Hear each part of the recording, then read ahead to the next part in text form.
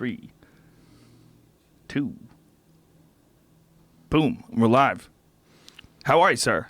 I'm very good, Joe. It's good to meet you, man. Great to meet you, and thank you very much for doing this. I've learned more about coyotes over the last couple of months reading your book and listening to your podcast with my good friend Steve Ranello, which was amazing. Whew, what a crazy animal that is. You know, I have coyotes all around my neighborhood, and it became a very... it's just very close to me when I saw one of my chickens get captured by a coyote, and I watched him hop the fence with a chicken in his mouth. I'm like, God damn, these motherfuckers. They're just all around us. Especially, I live in a fairly rural area around here, about 40 minutes outside of LA, so it's, you know, the nights are quiet and you hear them screaming in the night, and Absolutely. I didn't know much about them until I started reading your book, man. Yeah, they're an amazing animal. I mean, I think there's not really another mammal aside from us that has a biography like these animals do. And that's kind of one of the reasons I got fascinated with them. They were doing the same thing around me when I was a kid growing up in Louisiana. I mean, and that's sort of the beginning of my getting captivated by these little small wolves, because they were suddenly showing up in the bayous and swamps of Louisiana when I was 12, 13, 14 years old. And as far as I knew, this was an animal that was supposed to be in the deserts of the West. And so that seemed to be something that, you know, commanded one's attention, that this critter is appearing in places where you would never expect it. And now, of course, everybody in the country is dealing with them. That is so fascinating that in our lifetime, they have spread from the American Southwest to every single state and literally every single city in the country. Yeah, that's true. And I just got somebody sent me this yesterday, that somewhere in Georgia, they have some sort of a bounty on these wolves, coyotes. That's one thing a lot of people don't realize, that a coyote is a wolf. Yeah, it's a separate species from gray wolves and red wolves, but it's out of the North American wolf line. I mean, coyotes are distinctively North American animals. They come out of canid evolution that began here 5.3 million years ago. So, they're small wolves. And did I send you this, Jamie? No? You found it? Oh, beautiful. This is the Georgia Coyote Challenge. Apparently they're offering some sort of bounty for each coyote killed. Now, what's fascinating about this, and one of the things that I learned from your book, is that when a coyote yells, when they're doing their call in the night, they're essentially making roll call. And when one of them doesn't respond, the female generates more pups.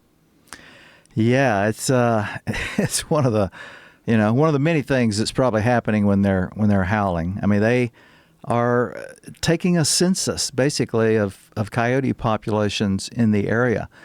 And the result of that census can very well be it produces some sort of chemical or metabolic change in the females, the breeding females, the alpha ones. And they end up oftentimes having larger litters of pups, which is why something like this, I was just in South Carolina 2 weeks ago, and there was a lot of conversation about this Georgia bounty, because in South Carolina, it's another place where coyotes are fairly new. They've only been there in the last 20 or 25 years. They were arguing that, and they had some pretty good science, that coyotes are taking, in some areas as many as 60% of the white-tailed deer fawns. And so the hunters are screaming long and loud about this, because it means it's getting harder to take a whitetail. So South Carolina hasn't moved to the step that Georgia has of trying to impose some kind of bounty and encourage people to go out and shoot these animals, to take them in any way they can, but mostly shoot them. But I think these states in the South and in the East have a lot to learn by the Western or from the Western experience, because the truth is we've been trying to eradicate, and I mean totally exterminate, coyotes in the American West. We spent the years from about 1915 through about 1972 in an all-out war attempting to exterminate them, and the only result of that as a result of their particular kinds of adaptations and their evolution in North America, is that we spread them across the entire country. We not only spread them across the entire country, I mean, they're in every state. They colonized their 49th state, Delaware, in 2010. So the only state they're not in is Hawaii, just because they haven't stowed away and made it across the Pacific yet. And, I mean, if they do, you can imagine those endangered nenes on the Big Island are totally done for. But they are not only in every single state in the Union except for Hawaii, but they are 7,000 miles now north and south in North America, from above the Arctic Circle all the way down to Central America, and beginning to colonize into South America. So the attempts to exterminate them, I mean, and I can explain why this happens, has to do with their evolution and the particular adaptations they have. But the attempts to exterminate them, or even to try to control their numbers, almost always produces exactly the opposite effect. So Georgia is going to end up with more coyotes than they've ever had before in their efforts to try to suppress their population. Isn't that fascinating? Yeah, it is. It's so contrary to logic, or what you would think would be the solution for something like that. I mean, and when you go back to the American West, before the reintroduction of wolves into Yellowstone in the 1990s, we had essentially extirpated them from a vast majority of the United States. There's very, very few left, right? Yeah, that's true. And well, if you could please explain the relationship that the gray wolves had to the coyotes, which is one of the reasons that the coyotes became so adaptable. It's true. I mean, coyotes didn't become so smart. In the Southwest, the Hispanics say the only thing that's smarter than a coyote is God. But they didn't become that smart and that adept at surviving anything almost that happens to them because of us. I mean, we've only been trying to wipe them out or control their populations for a little more than a century now, and that's too short a time for them to evolve these abilities to adapt and survive. They evolved those abilities because they were the small dog in a big dog's world. And, I mean, gray wolves have this very interesting story, too. Gray wolves come out of North American canid evolution, but they're one of the canid species that ended up leaving North America for a time and evolving for a couple of million years in Asia and in Europe. And they didn't come back. Gray wolves didn't start coming back to North America until about 25 or 30,000 years ago, during sort of the height of the late Pleistocene. And when they did, coyotes, of course, had been here and had evolved into their present species about 800,000 to a million years ago. And when gray wolves returned, I mean, they basically just started kicking the crap out of coyotes. And so coyotes evolved their ability to survive being harassed and persecuted as a result of being basically harassed by gray wolves. So this is why when you hear about the coy wolf that you hear on the East Coast, this is a coyote that bred with the red wolf and other eastern wolves, correct? That's right. That's correct. Yeah, and it's a very interesting story, and it's kind of one of those instances where a modern event that we're all getting to witness, the emergence of the coy wolf, has its origins in the evolution of mammals in North America 1 million years or more.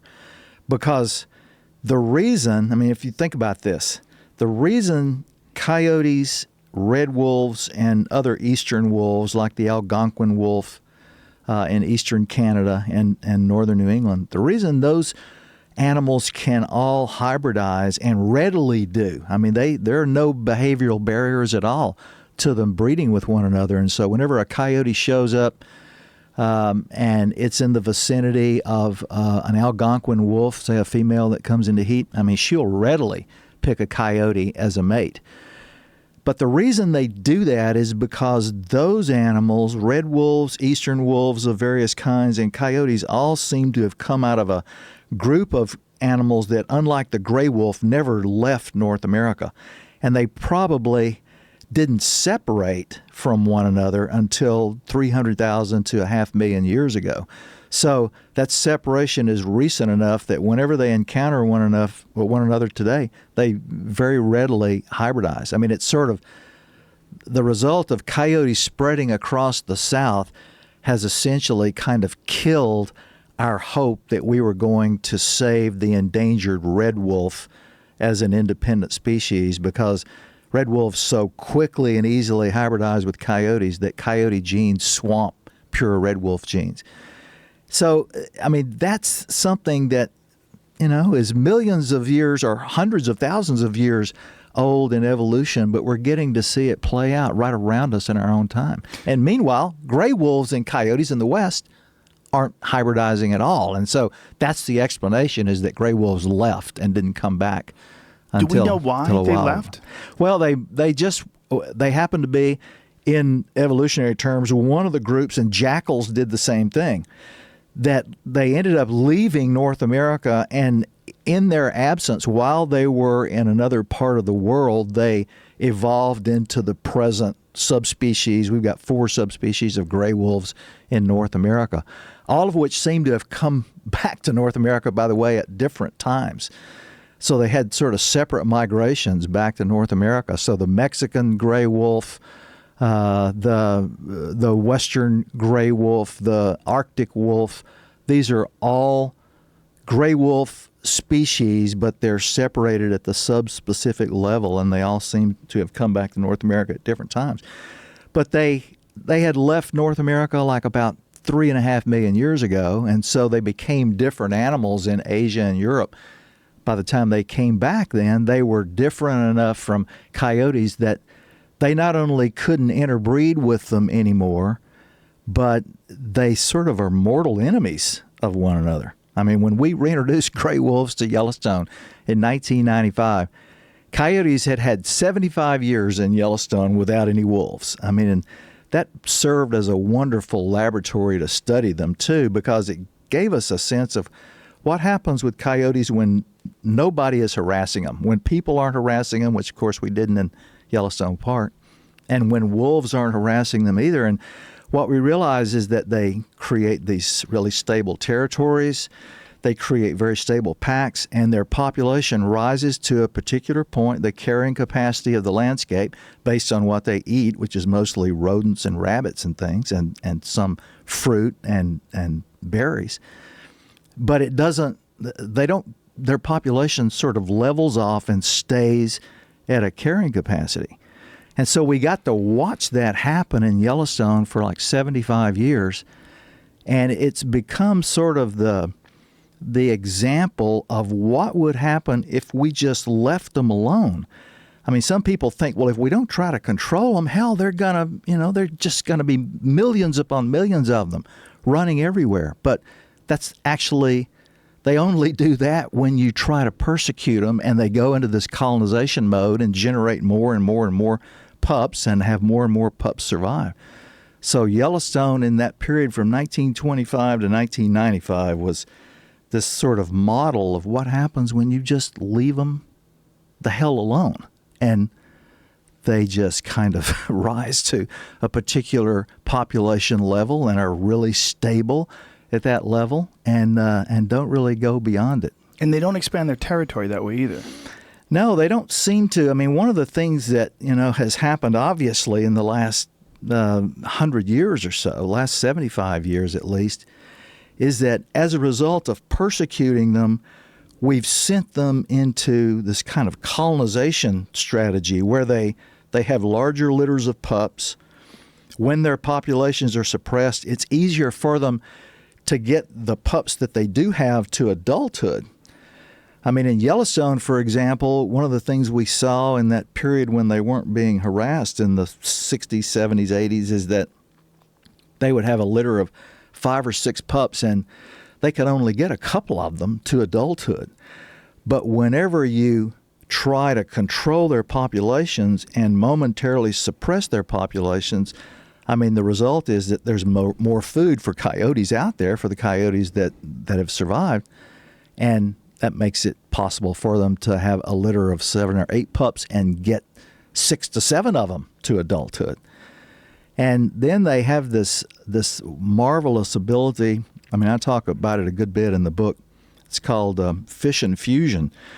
They're one of the few species, and we happen to be one of the other mammal species around the world that does this, where they have the ability to exist as a social animal, in the case of coyotes as a pack animal, of course, but whenever they're pressured, they tend to split apart into singles and pairs, and they scatter across the landscape. And that's what sends them colonizing across the continent.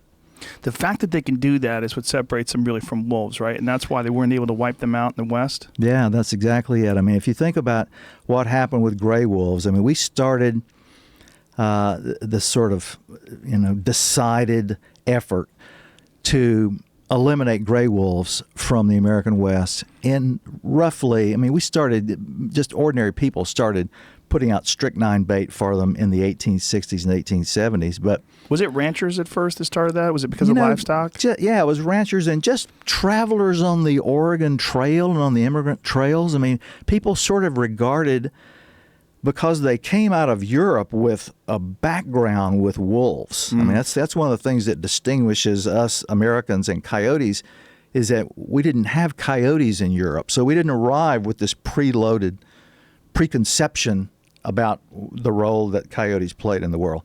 But we did with animals like bears and wolves. And so people just, from the very beginning, whenever the Atlantic seaboard was settled, there were wolf drives and wolf roundups and every kind of attempt to wipe out wolves as competitors with us for our stock. So in the West, people just threw strychnine bait out. I mean, strychnine was invented in Pennsylvania in 1848, and it was widely available in places like Missouri when you set out across the West, and people would just buy a bunch of baits. I mean, they would, if they hung around long enough to get the animal, they would skin it and try to sell the pelt. But they just poisoned them like crazy.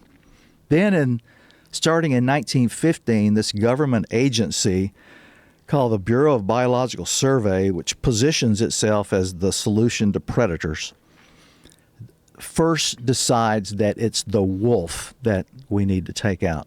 And I mean, they managed to take out the last probably 250,000 wolves in the West in the space of a little more than a decade.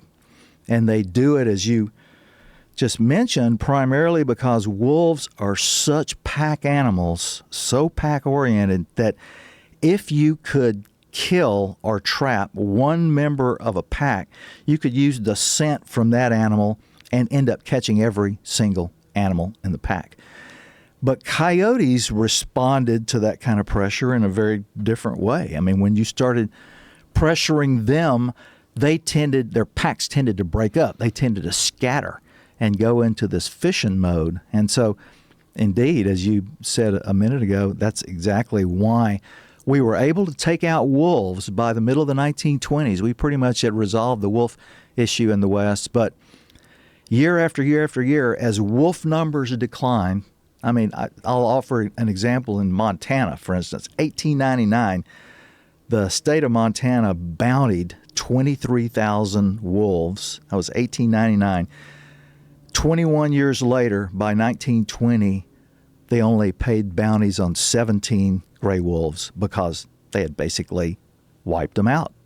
And then the government agency, the Biological Survey, came in and cleaned up all the rest of them. But every year from 1899 through 1921 and right on into the 1930s, in Montana, they were bountying 30,000 coyotes in 1899. In 1910, 30,000 coyotes. In 1918, 33,000 coyotes. I mean, the number of coyotes never dropped while wolf populations just plummeted. That is so fascinating. What a crazy little animal that is.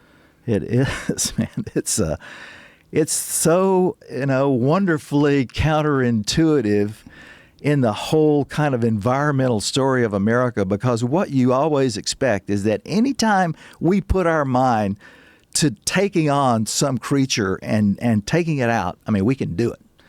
I mean, the only time this never really happened was in Moby Dick, where Captain Ahab is driven mad by his inability to control the great white whale and to control nature. And that, in a lot of places, that seems to be where we land when people realize that you can't do anything about coyotes. It kind of drives people out of their minds because this is just not the American way.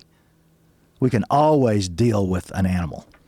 Yeah, it is. It's got to be very frustrating to people in a lot of ways, but it's kind of amazing. I mean, it's really kind of magical in a lot of ways that they're so adaptable, and that all came, you're saying, because of their relationship with the gray wolf. Now, how do we know that the gray wolf left? Well, we know that there's still wolves in America. There's no question about that. And so, I mean, that is a tricky question. I mean, there is, so I would hasten to say, first of all, I'm not a geneticist.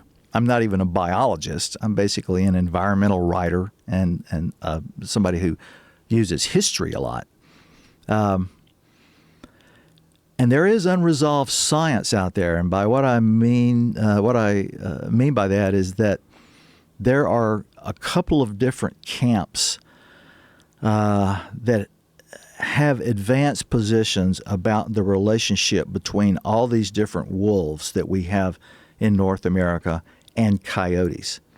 So there is a guy at UCLA here in Los Angeles. His name is Robert Wayne. And he has done genetic work on canids. One of his papers is called, the title includes the phrase, enigmatic wolf-like canids. And he's done genetic analysis on coyotes, red wolves, gray wolves, and eastern wolves. And his argument is that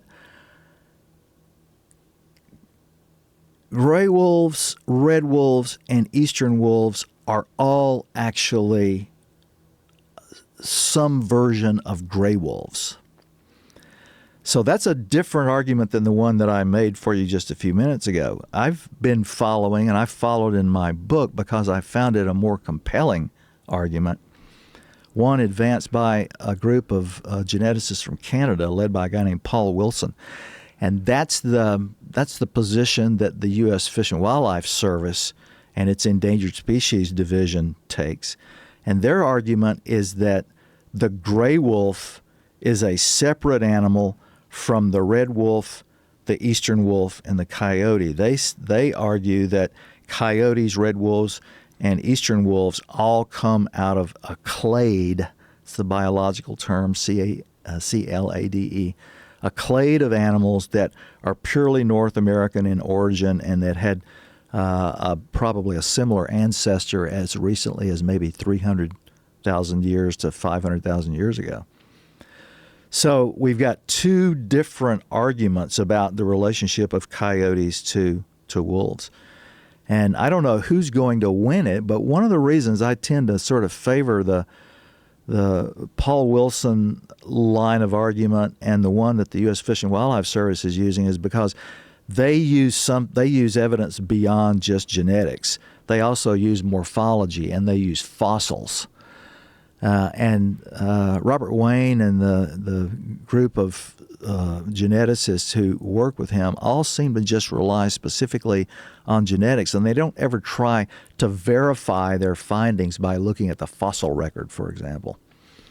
So I don't know how it's going to play out between these two groups, but I find the argument, the Canadian geneticist that has informed the U.S. Fish and Wildlife Service's strategy a little bit more compelling right now. But, I mean, it's something to pay attention to. We'll see how it goes. Well, it seems like you need some sort of a really comprehensive way of looking at it because you're dealing with so many different factors, right? If you're trying to acquire evidence based on 25,000 years ago, it seems like there's got to be a lot of different. It's very odd to me that we know as much as we do know. I mean, and to try to figure it all out has got to be incredibly frustrating when you're dealing with so little evidence. And you're looking at the fossil record. I mean, a lot of the animals that died 25,000 years ago, there's zero evidence of them, right? Yeah, that's right. I mean, 25,000 years ago, for example, in the the late Pleistocene, the evidence from La Brea Tar Pit indicates that coyotes were a slightly different animal than they are now. They were, at the time, we think gray wolves were coming back into North America, returning to their evolutionary homeland. Coyotes were much bigger, more strapping, had larger dentition, stronger jaws.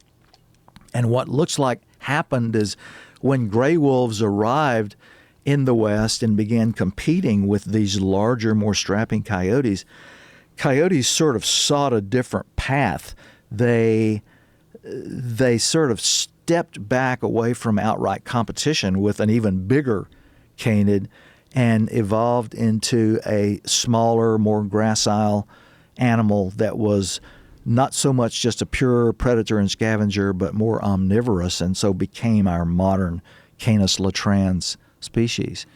But yeah, and I will say, as you mentioned a minute ago, I mean, it's hard to know all this. Much of this information is fairly recent. I mean, we just got a kind of a reappraisal of the taxonomy of the North American wolves, essentially in the last 7 or 8 or 10 years. Are other wolves omnivorous, or is it just coyotes? Well, wolves can be omnivorous, but they're pretty much really carnivorous pack predators. I find coyote crap in my yard all the time, and it's got berries in it. Oh, yeah. Yeah. Like they eat a lot of like these little red berries that grow out here. Yeah, they eat junipers. I mean, the same thing is happening on my place in New Mexico, starting essentially about in August or September. All the coyote droppings that I've found on the place, I mean, and I've got a lot of coyotes on my place in New Mexico, has just been filled with juniper berries. That's what they've been eating. I mean, they still are, running down rabbits and eating rats and mice and things, but I mean, when they move into cities, they tend to eat, and they have access to fruit trees, they tend to eat a lot of fruit. So people have posted photos on the internet or YouTube videos that show them plucking apples and peaches and things off trees in their backyards. I mean, they really go for that sort of stuff. So bizarre. But it's just such a strange animal. And so do we know if wolves do anything like that, or is it just a coyote characteristic? It's pretty much a coyote characteristic. I mean, as we've been saying, the coyote in an evolutionary sense is a small wolf, but it is different, especially from gray wolves. And one of the ways it's different that the biologists, the behavioralists who have watched coyotes interact with one another and watched gray wolves interact with one another is an indication of how much more pack-oriented, hence sort of predatory carnivorous wolves are. Wolves, because they exist mostly as, despite our cultural motif of the lone wolf, actually, wolves are such pack animals that they have a much wider range of expressions that they convey to one another in their interactions with one another. And they basically will sort of engage with one another in a repertoire of grimaces and grins and showing their teeth or curling their lip. Of course, all sorts of body language where they curl their tails under and they'll drop their heads and drop their ears. Coyotes have a similar repertoire, but it's a much more limited one. And the argument that the behavioralists make is that that's an indication of an animal that's not so pack-oriented. It's not living exclusively in a social group. It can go off on its own or as a pair, and therefore it doesn't really need all those facial expressions to convey emotion. So how do we know that all these animals, all these canids, evolved in North America and then spread out and went to Asia and Africa and all these different places? Yeah, well, that's out of the fossil record, and I mean there's a good science in the fossil record of canid evolution. As I said a bit ago, it seems to go back to about 5.3 million years ago, and all the canids all around the world seem to have come out of this this singular origin, much the way all the primates of the world came out of an origin in Africa. And so, and the horses, for instance, same thing. Horses came out of an evolutionary origin in North America and then spread across the land bridges to become zebras in Africa, for instance.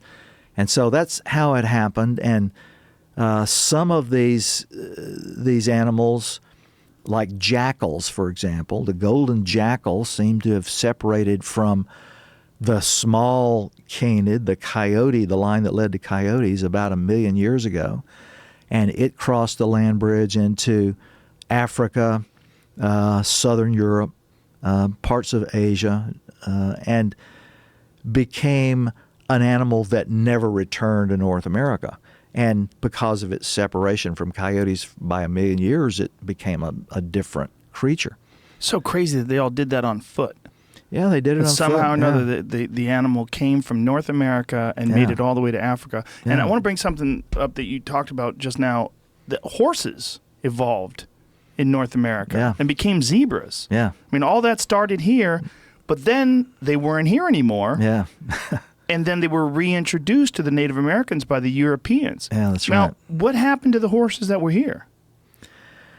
Well, that's one of the great mysteries of North American evolution, actually. I mean, the frank answer is we don't really know what happened to them. And so this is, maybe somebody out there listening, Joe, in the next 10 or 15 years will solve it. It will solve this problem, because here we have a group of animals whose evolutionary, in the case of the horse, their evolutionary origins go back 56 million years in North America. So 10 times greater depth in time than the canids do.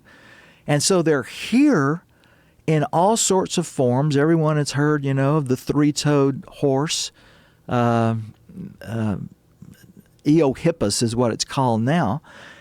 That gradually becomes bigger, and its hooves fuse together and they become hardened because it's running over rocky ground, and so it has to have hard hooves. And because it starts as a browsing animal in the forest and ultimately becomes a grassland animal, and it's eating grasses that are often coated with windblown sand, so it has to evolve very strong and hard enamel on its teeth in order to resist having its teeth being eroded down by sand. It becomes ultimately, by 15, 20,000 years ago, an animal that we would not be able to tell would be any different from a modern horse. It would look exactly like a modern horse. Same size. I mean, I've seen skeletons of some of the horses that were in North America down to about 11,000 years ago, and even the paleontologists would have a hard time telling which was the skeleton of a North American horse and which was the skeleton of a modern domestic horse. But these animals had traveled across the land bridges. The Bering Land Bridge, when it was open, had ended up in Asia and Africa and Europe, where they survived. But for some bizarre reason, sometime between about 10,000 years ago and 8,000 years ago in North America, they disappeared. They completely went extinct in North America. And so when we Europeans returned them to North America 500 years ago, one of the reasons they become such a success and just spread across the western part of the continent and multiply into the millions is because they're already pre-adapted to the landscape. This is where they had evolved. And so they've already got the hooves, they've got the teeth, they've got the running ability, they've got the ability to buck off predators. And they get back here in North America, and within the space of about, after they get loose from the Pueblo Revolt in 1680, within the space of about 50 to 60 or 70 years, they're all the way up into Canada. And there are, within 100 years, probably as many as 2 million of them spreading across the West, re-inhabiting their old ecological niche. They just fit like a glove. Fit like a glove, man. And, and they became, it's a fascinating thing to kind of imagine, because the West 10, 15, 25,000 years ago had been a place where horses had made up in some parts of the West as much as a third of the biomass of all the grazing animals. And in the 1700s and 1800s, they were doing the same thing again. They were multiplying into the hundreds of thousands, the millions, gradually spreading. New Mexico is where the domestic European horse first got loose and began to spread. And they had reached all the way up into Montana to Wyoming, into the edges of Canada by 1850, 1860 or so, and had probably were at least 2 to 3 million of them at that point. So they were just re-inhabiting their old landscape and fitting themselves into an ecology now that had been dominated by bison for a long time, and now horses are back in the mix. And horses today are a very controversial animal. Wild horses are. Yeah, they are. And, people trying to think of them as an invasive species. But essentially, they're just a reintroduced species. And because of that, there's a lot of controversy on how they should be dealt with. Like, some people want to deal with them almost like they deal with wild pigs. Yeah, right. Yeah, and so, there are plenty of people out there who argue that the domestic horse, the feral horse in the West, which is the rootstock of most of our population of wild horses in the West, is essentially it's a European animal that has become an invader. I always, and I've had arguments on stage with people who express this position. I always say, well, what you have to say about the horse, first of all, is that it's an American animal with an asterisk. It's gone for about 8,000 or 9,000 years. That's actually not a huge amount of time in evolutionary terms. And even though we did domesticate them and began to produce some breeds, horses left to their own devices pretty quickly breed back to the wild look and the wild state. They'll acquire those dorsal stripes down their backs and zebra striping on their legs.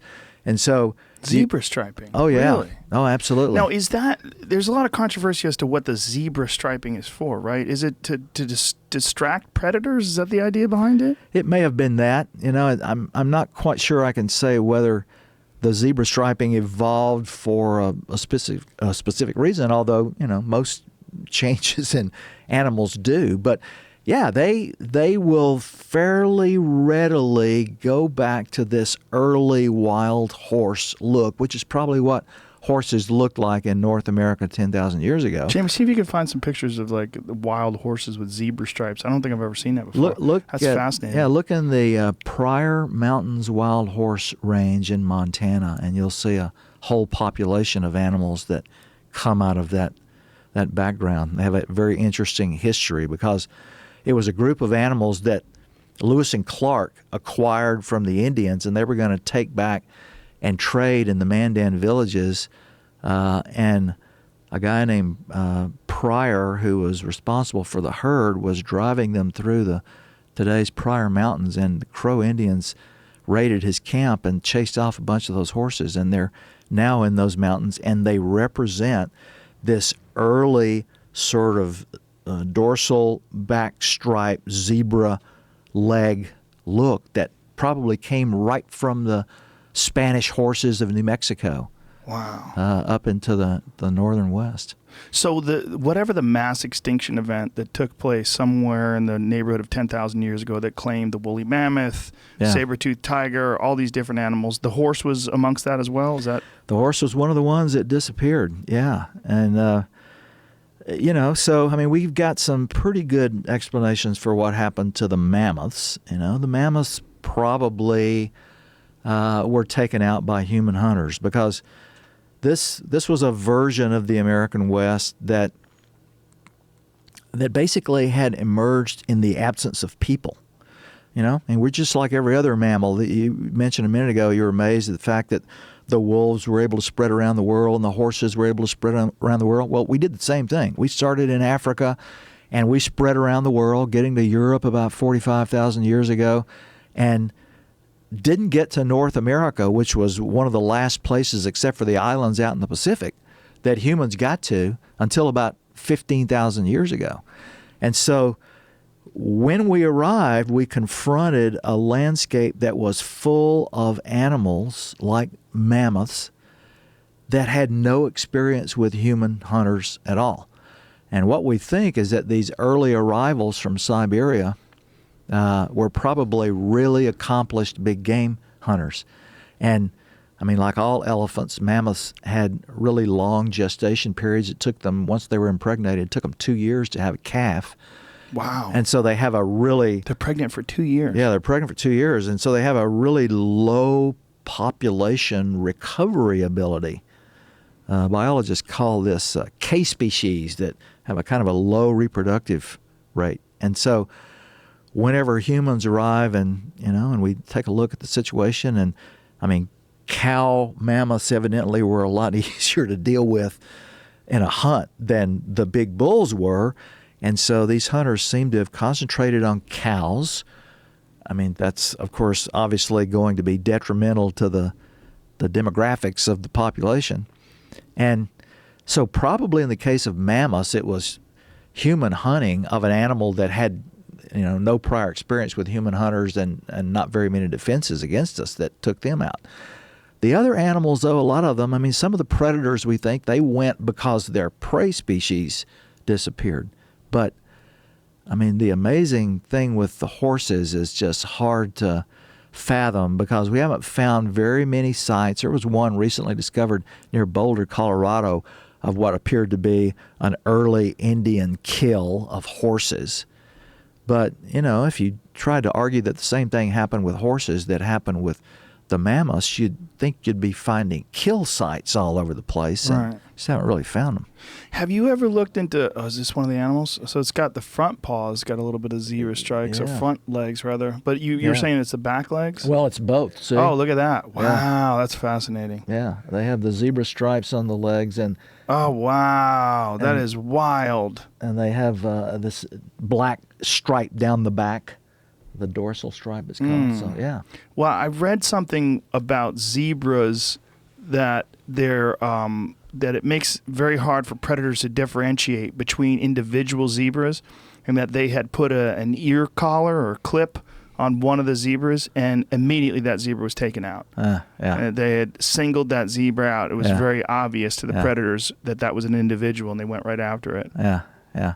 Well, it could be something like that. I mean, it's pretty clear from these North American horses that the zebra striping trait originated here and then ended up being taken by the animals that migrated into Africa and perhaps elaborated on over time, where they're dealing with lions and cheetahs and leopards and things like that. And they had a lion in North America at we one had a point in lion. time that was even bigger than the African lion. That's right. Panthera, the steppe lion, was a lion that was 1.5 times the size of the African lion. And we had a short-faced bear that was probably even more ferocious than modern-day grizzlies. For one thing, it seems to have been this really gracile animal. It looked far more nimble and fast in its ability to run and so forth than grizzlies do. Yeah, we've talked about that thing many times since I heard you talk about it. We pulled up pictures of it and the size of the things and the length of the legs. Yeah, I know. It looked They're like amazing. it could run. It's a huge animal. That's a huge animal. I mean, it was bigger than a polar bear, right? There's a Canadian biologist named Valerius Geist who has argued for a long time that he thinks until short-faced bears became extinct, humans were not able to actually colonize North America.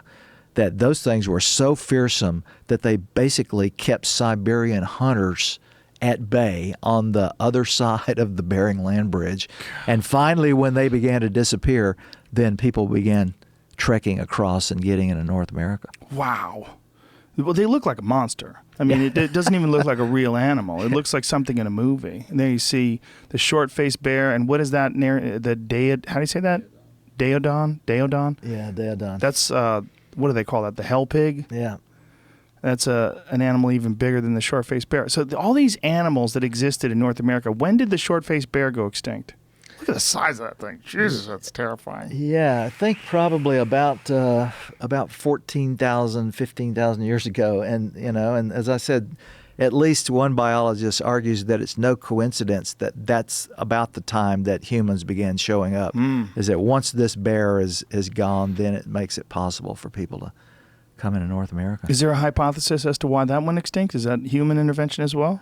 No, I think what's happening, there's a bunch of pretty wild swings in climate as a result of the steady progression of ice ages and then what are called the interpluvials in between the ice ages. And the reason we think we have sort of a steady record of ice ages and then a warming period in between and then a return to ice ages and then warming, and that goes back in the record for a very long time, is that the Earth actually doesn't spin in a true perfect spin on its axis. It has a wobble in it.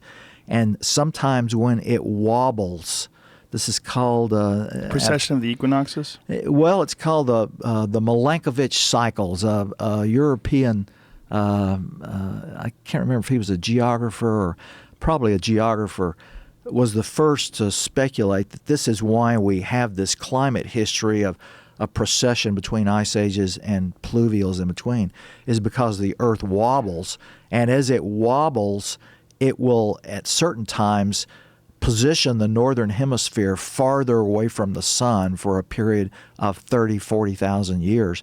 And during that wobble and that position, you get an ice age. And then the wobble will take it back so that the northern hemisphere begins to point more directly at the sun. And in between, you get what are called pluvials. Sometimes quite warm episodes. I mean, we had one about 5,000 years ago that was probably 6 or 7 or 8 degrees warmer than today. I would love to get you together with a guy named Randall Carlson, who's an expert in asteroidal impacts.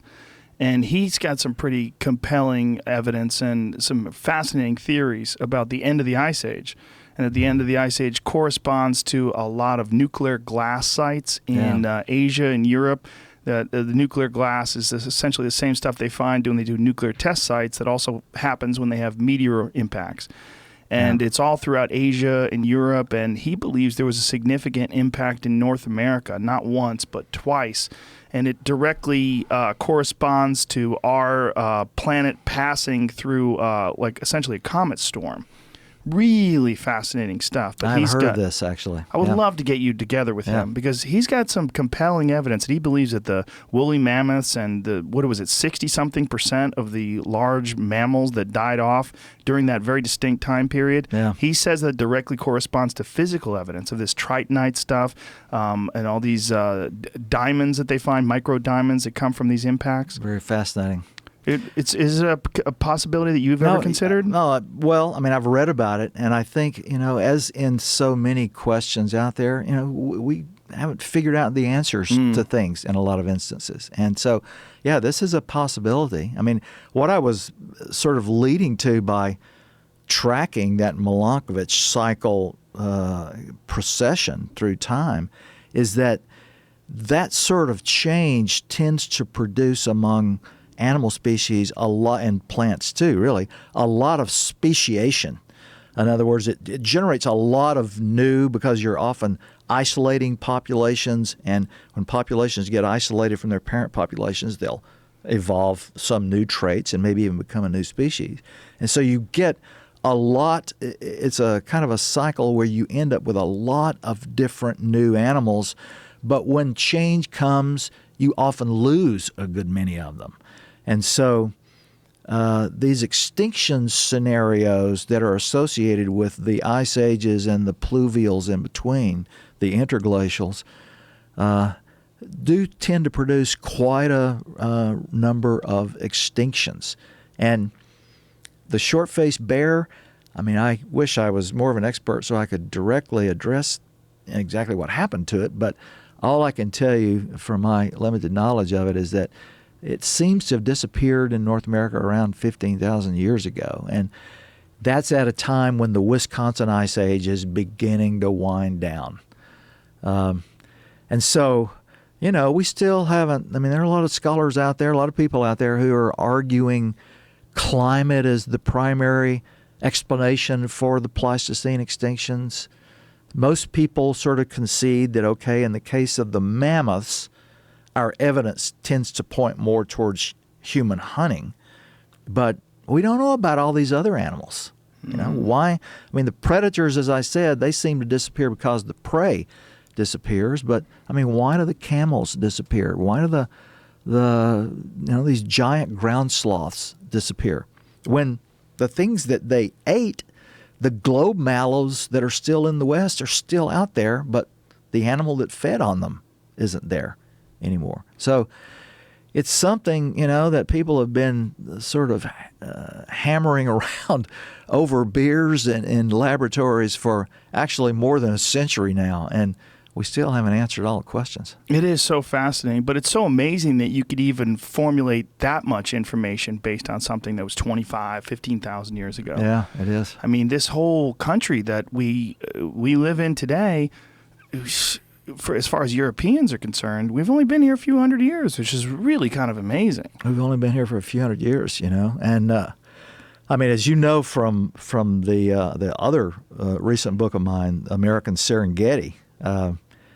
One of the animals that you can observe today that gives us maybe our best sense of what the Pleistocene is like is the pronghorn antelope, which is still out on the plains and, of course, across a lot of the West. After they nearly disappeared at the turn of the 20th century, we've managed to bring them back in a lot of Western states. But that's an animal that is essentially a holdover from the Pleistocene and is kind of still fighting Pleistocene ghosts. It's an animal, as everybody knows, that can run 65 miles an hour, and yet for the last 10,000 years, the fastest animal that can chase it, the gray wolf, only runs 45 miles an hour. And so that leads to the obvious question, why the overkill in terms of speed? What you would think is all you need to do is run 47 miles an hour and you got it covered. But here are these animals still among us that run 65 miles an hour, that can't jump over fences, that still congregate in what people call the selfish herd, where they'll group up as a herd of adults and the dominant animals will end up in the middle, so that if there are any predators, they get the ones on the edges and the dominant ones survive. And yet they don't have any predators except as fawns. And so what we think is happening is that in the pronghorn, we've got an animal that has survived into our own time that preserves how evolution shaped it to deal with the predators of the Pleistocene.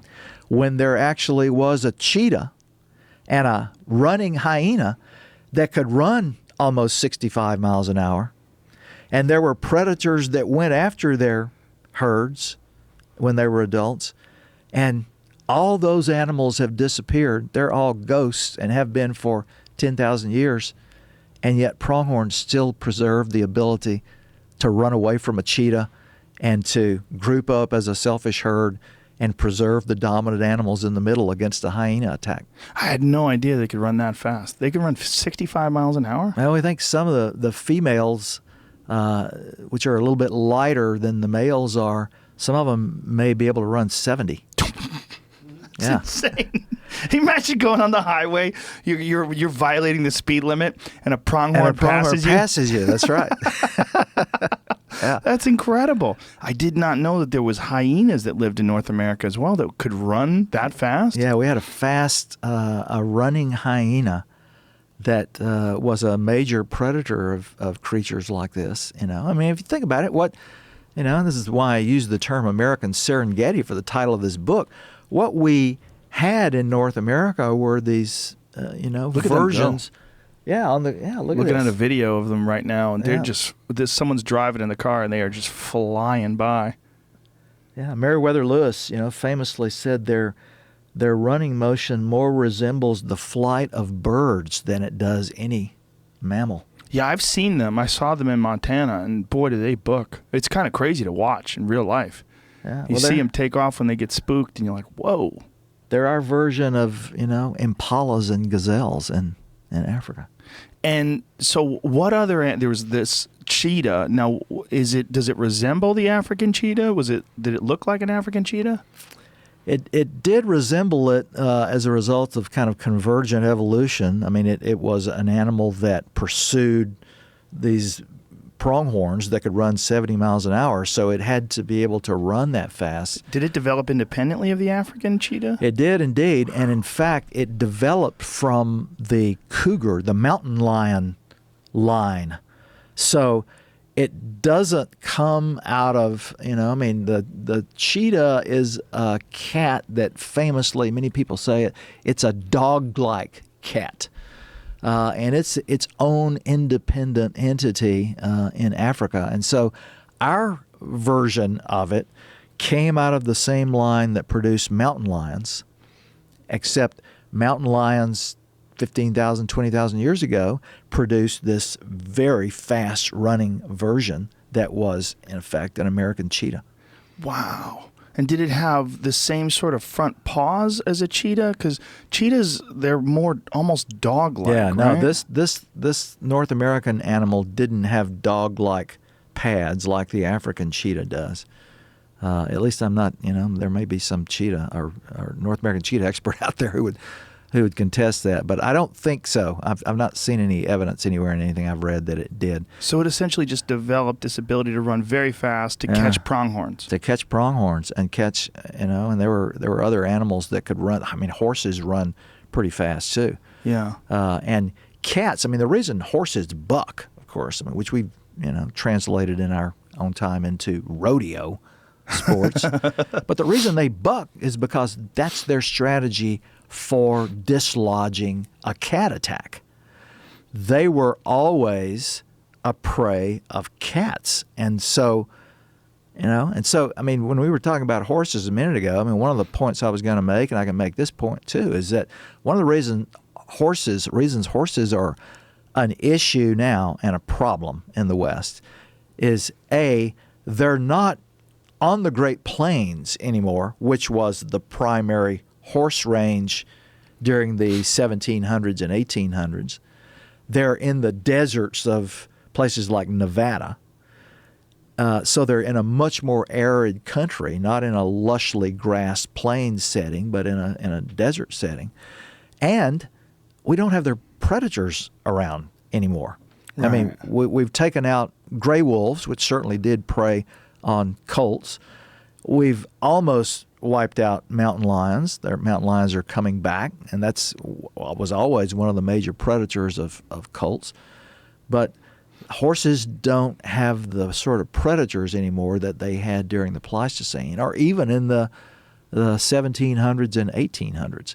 And so without their predators on the landscape, and also being out in a desert setting rather than out in the much lusher Great Plains, they've become an issue in terms of how they compete with cattle, how they compete with sheep, how they compete with mule deer and wildlife. And that's why we're sort of, endlessly rattling the cage around wild horses now.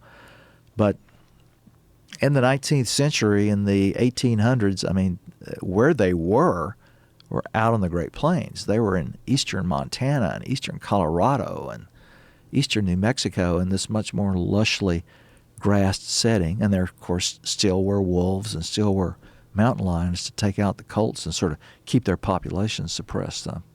It seems, I'm incredulous that human beings that didn't even have bows and arrows could kill off the woolly mammoth. But then you stop and think about what people are able to do in the few hundred years that we've been here. When we arrived in North America, when Europeans arrived in North America and just essentially swept through the country and almost extirpated everything we found, like white-tailed deer, antelopes, buffalo. We almost wiped the whole thing out. Elk. When we got it down to just, at the turn of the 19th century, or the 20th century rather, it was a sad state. Yeah, it was a sad state, and it was a. It's one of those instances in history where, I think I say this in the introduction of that American Serengeti book, that was the largest destruction of wildlife that I've been able to discover in world history. When Europeans came to North America and proceeded, as you just described, from the Atlantic seaboard to the Pacific, and essentially wiped out just dozens of animal species, in most instances not completely exterminating them, but dropping them to numbers that were so low that you worried that this animal was going to survive. And some animals we did go extinct. The Carolina parakeet, for example, was this beautiful, gaudy green and yellow, large crow-sized parrot that was in North America all the way up to the Great Lakes, and they became extinct by the 1930s. People hunted them?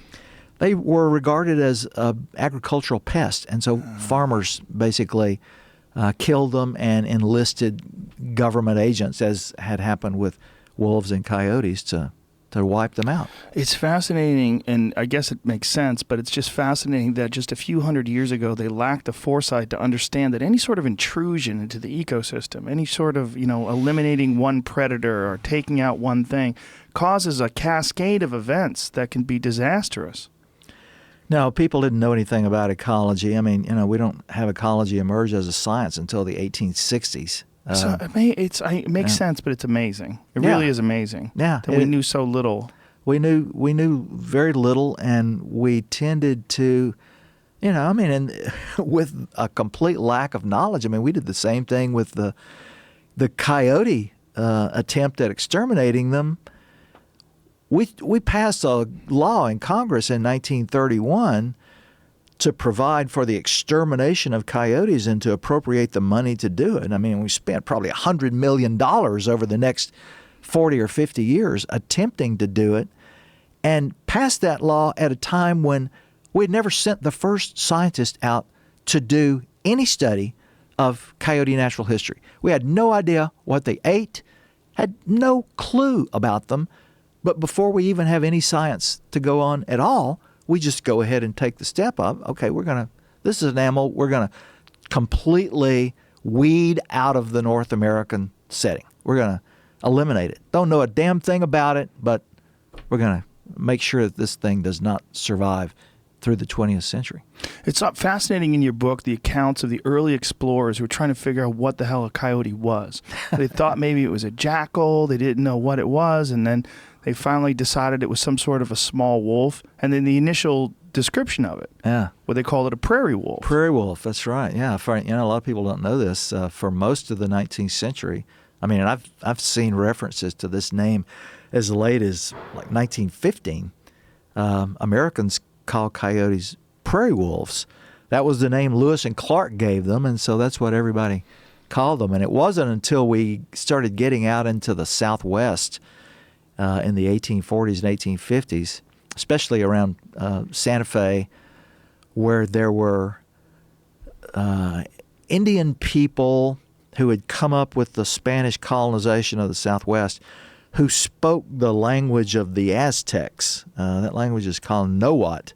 And the word coyote comes from the Aztec language. So when Americans were first getting into New Mexico in the 1840s, really, they began encountering people who were using a different name for the animal.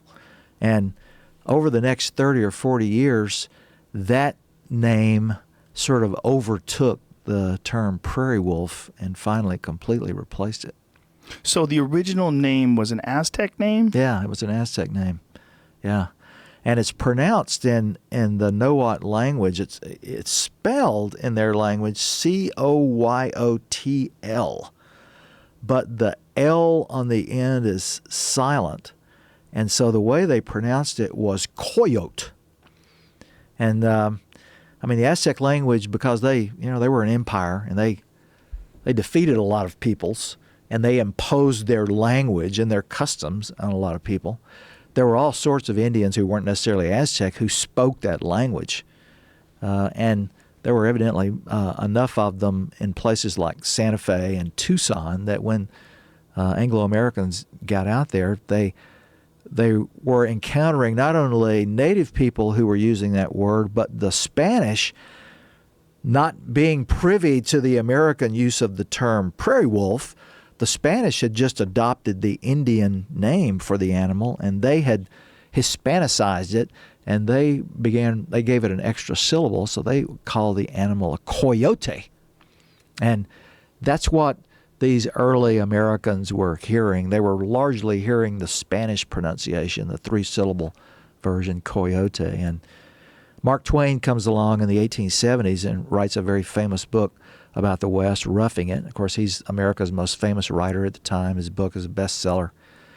And Mark Twain not only because we, as you mentioned a minute ago, we don't really know what to make of these animals. Americans have never had any experience with an animal like this, so we don't know what to think about them. Mark Twain is the one who provides us with kind of a take on them as these cowardly, despicable little creatures that have this, overgrown wolf skin and this despairing look. And he says, they're such scoundrels and such scavengers that a flea would desert one for a velocipede. And he's Mark Twain, he's humorous, so he gets on this riff and he goes on for like 3 pages in this vein, so that by the time you end up reading it, your basic conviction is, okay, this is a despicable little creature that's just breathing up good air, so we should just get rid of it. But he does, in the course of that book, tell Americans what the animal is called and how you pronounce it. And he says, in the West, this animal is called a coyote, and he spells it out phonetically, giving us our modern pronunciation of coyote. So our modern pronunciation comes from Mark Twain. Yeah, he's the one who at least popularizes it. Wow. And everybody who read his book basically kind of, I think, absorbed that pronunciation of it. Why did these Native Americans have such a great respect for the coyote? Like, what was it about that animal that created so many legends? Oh, that's a great story. And as I argue in this book, what I try to do with Coyote America is to tell the biography of the animal from its evolutionary origins through its history up until the present time, when, of course, it's in everybody's backyard all over the country. And so we're all dealing with it and having to figure out what it is and how you coexist with it. But it's a real roller coaster ride because, it goes, for 1 million years of its evolution, confronting at certain times the return of gray wolves to North America, which clearly don't like coyotes and beat the crap out of them, and even probably influenced their evolutionary direction into a smaller, more jackal-like animal. But then it has this story that's associated with us. When humans arrive in North America, coyotes get this wonderful period that lasts like 14,500 years or something, where native people look at them and say, that's the most intriguing animal on the continent. It's, for one thing, mammoths, camels, horses, all these big charismatic animals are dying out around us in the Pleistocene extinctions. Somehow, these little guys don't seem to be perturbed by it. They're surviving while all these big creatures, these big impressive creatures, are going away. And I think they also, at least this is what I argue in the book, they had this sense that coyotes live by their wits. And I think that provided them with a model that they thought was valuable. Because I think living successfully because you're smart, that's a trait that humans in any age, including ours right now, could very well follow and find to be an effective way to go about facing your future. So they see this animal as being particularly smart, particularly adaptable, a survivor, and because it was a social animal, it has pups. The pups don't know how to fend for themselves in the world, and coyotes have to teach the pups, just as humans do with their children, how to become full-grown coyotes and how to survive. That it seemed to have a lot of traits that people found familiar. And so at some point in time, and who knows when it was, I mean, it could have been 10,000 years ago, they convert it into Indian people in the West, everywhere coyotes ranged, convert this animal into one of their principal gods, their principal deities. Wow. And make it this sacred creature. I mean, they have no reason to kill them or harass them or anything. And so instead, they look at it as this avatar, this stand-in for humans in the world, study it really closely, and they proceed to create this body of literature. It's our oldest literature from North America in the form of oral stories that have coyote as the central character, but it's not the little coyote that's trotting through your camp. It's a coyote man. He's a character who stands on his hind legs. He has a pointed nose and he has erect ears and he has a tail, but he's standing up and he personifies all the traits, both good and bad, of human beings. It's so weird that, you know, the way we look at coyotes today is this nuisance and this pest, and that's directly attributed to agriculture, right? Directly attributed to us having livestock anywhere near them, deciding we want them out. But if you look at the Museum of Natural History in Los Angeles, when I was there, I took a photo of it because it was so weird, and I put it up on my Instagram. The photo, the stuffed coyote that they have there, they have all these different animals. They have African animals, they have gorillas, chimpanzees, all these different stuffed animals. I'll just sort of give you a sense of what they would look like with this mock natural environment. The coyote's natural environment, they show a porch, and the coyote has a cat in its mouth. I mean, this image right here. That is my photo that I took from the Museum of Natural History. It's like, what? Like, that's the natural environment, is a porch with a cat in his mouth? It's so bizarre. But that's how human beings, especially in and around L.A., view them. When I had my situation with the chicken, before I started reading your book, I thought about killing that coyote. I was like, I want to kill that fucker. He killed my chicken. I'm going to kill him. But then I found out, I'm pretty sure that it was a female, because this female kind of honey-dicked my dog into jumping the fence and going converting with her, and that's how they got the chickens, because my dog's huge. I have a Mastiff, and he knocked over this. When chickens, when they brood, do you know about chickens brooding? Do you know? My dad had chickens in Louisiana, so yeah, I kind of hanging out with him when I would go back and visit. I came to know a little bit about chickens. Well, for people don't know, what happens is chickens think that their eggs. The only way chickens have eggs every day, pretty much, or sort of every day, every few days. And when they have an egg, those eggs are non-viable. That's one of the reasons why vegetarians can eat chicken eggs and get protein from them. You're not hurting anybody. They have the eggs whether or not there's a chicken there or not. They always have the egg, and it has to be fertilized by the rooster in order for it to become a chicken. Right. I didn't figure that out until I was almost 40. But my stupid head, I was like, oh, the egg means there's a chicken in there. You just got to cook it before it becomes a chicken. No, stupid. Anyway, the chickens sometimes are convinced that these non-viable eggs will become chicks. And so they sit on them and they start plucking their feathers out. Oh, yeah. And it takes the entire cycle that an egg would be viable and become a chick for them to get out of it. The only way to stop them is to put them on a perch and put them in a smaller cage. So we put them in a perch in a smaller cage. We separate them from the chicken coop. And the coyote had figured this out, that this chicken was by itself, and convinced the Mastiff to knock the cage over because it was too small to knock this coop over. But the Mastiff is 140 pounds. He's like, I'll fucking take care of it. Boom! He knocks the coop down. The coyote says, thanks, grabs the chicken, and then jumps and hops the fence. And I was talking to my neighbor about it. He's like, oh, man, I fucking hate coyotes. I go, do you like rats? because if you don't like rats, you should thank the coyotes. The reason why we're not infested with rats, I mean, we're in the hills. When you're in the hills out here in California, there's rats and rodents everywhere, but they're not. And the reason why is because these coyotes, like, we make that mistake so often where we think that we're smart and we're going to eliminate one thing in this system and it's going to be fine now. All we have to do is take out this coyote and everything will be great. But no, you're going to have a rat infestation. Yeah. And that's one of the things that you talked about in your book about farmers who had chased off the coyotes and they had rabbit infestations. Yeah.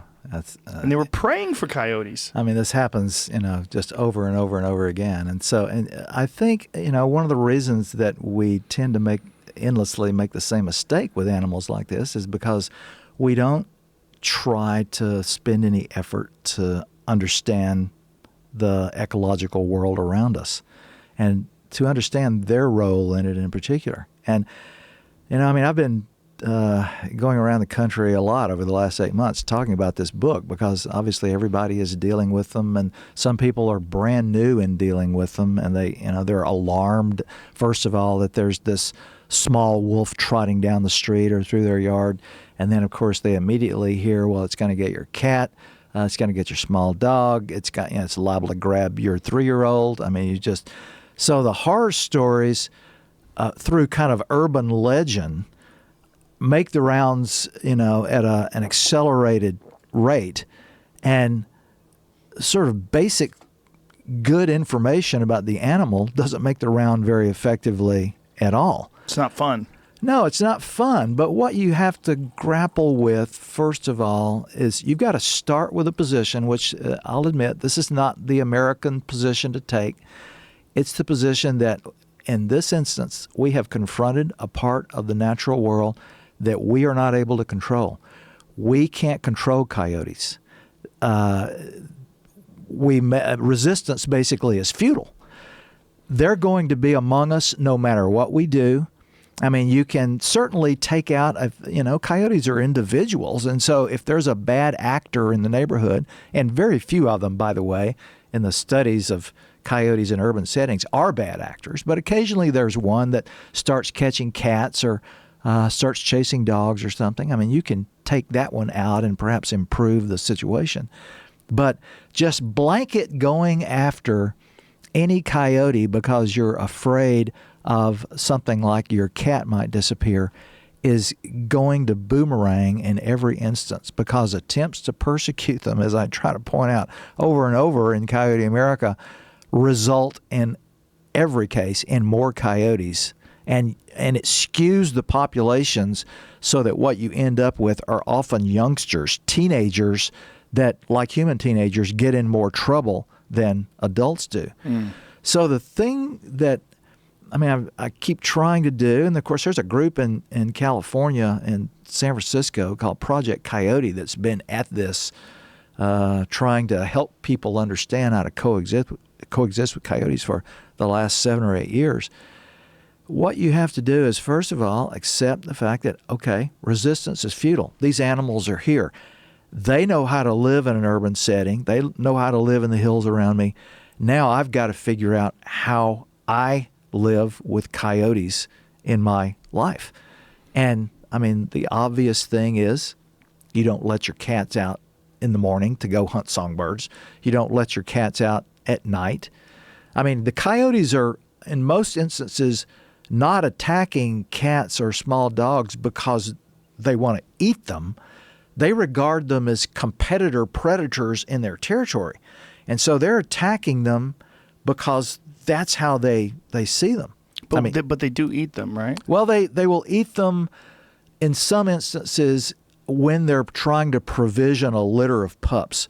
So the times when cats will be snatched by coyotes and will disappear and you don't see the cat again is often the period from basically about now, from April through about July. That's when they have their litters. And it's sometimes hard to come up with enough protein to raise 5 or 6 little coyote pups. And so occasionally a cat or a small dog will be taken away. But usually what happens with cats and small dogs is that coyotes attack them and they just leave them there. And I've told people for most of this year, I mean, this is from my own experience because I've lived in the urban wildlands interface for almost all my adult life, out in the countryside, away from town.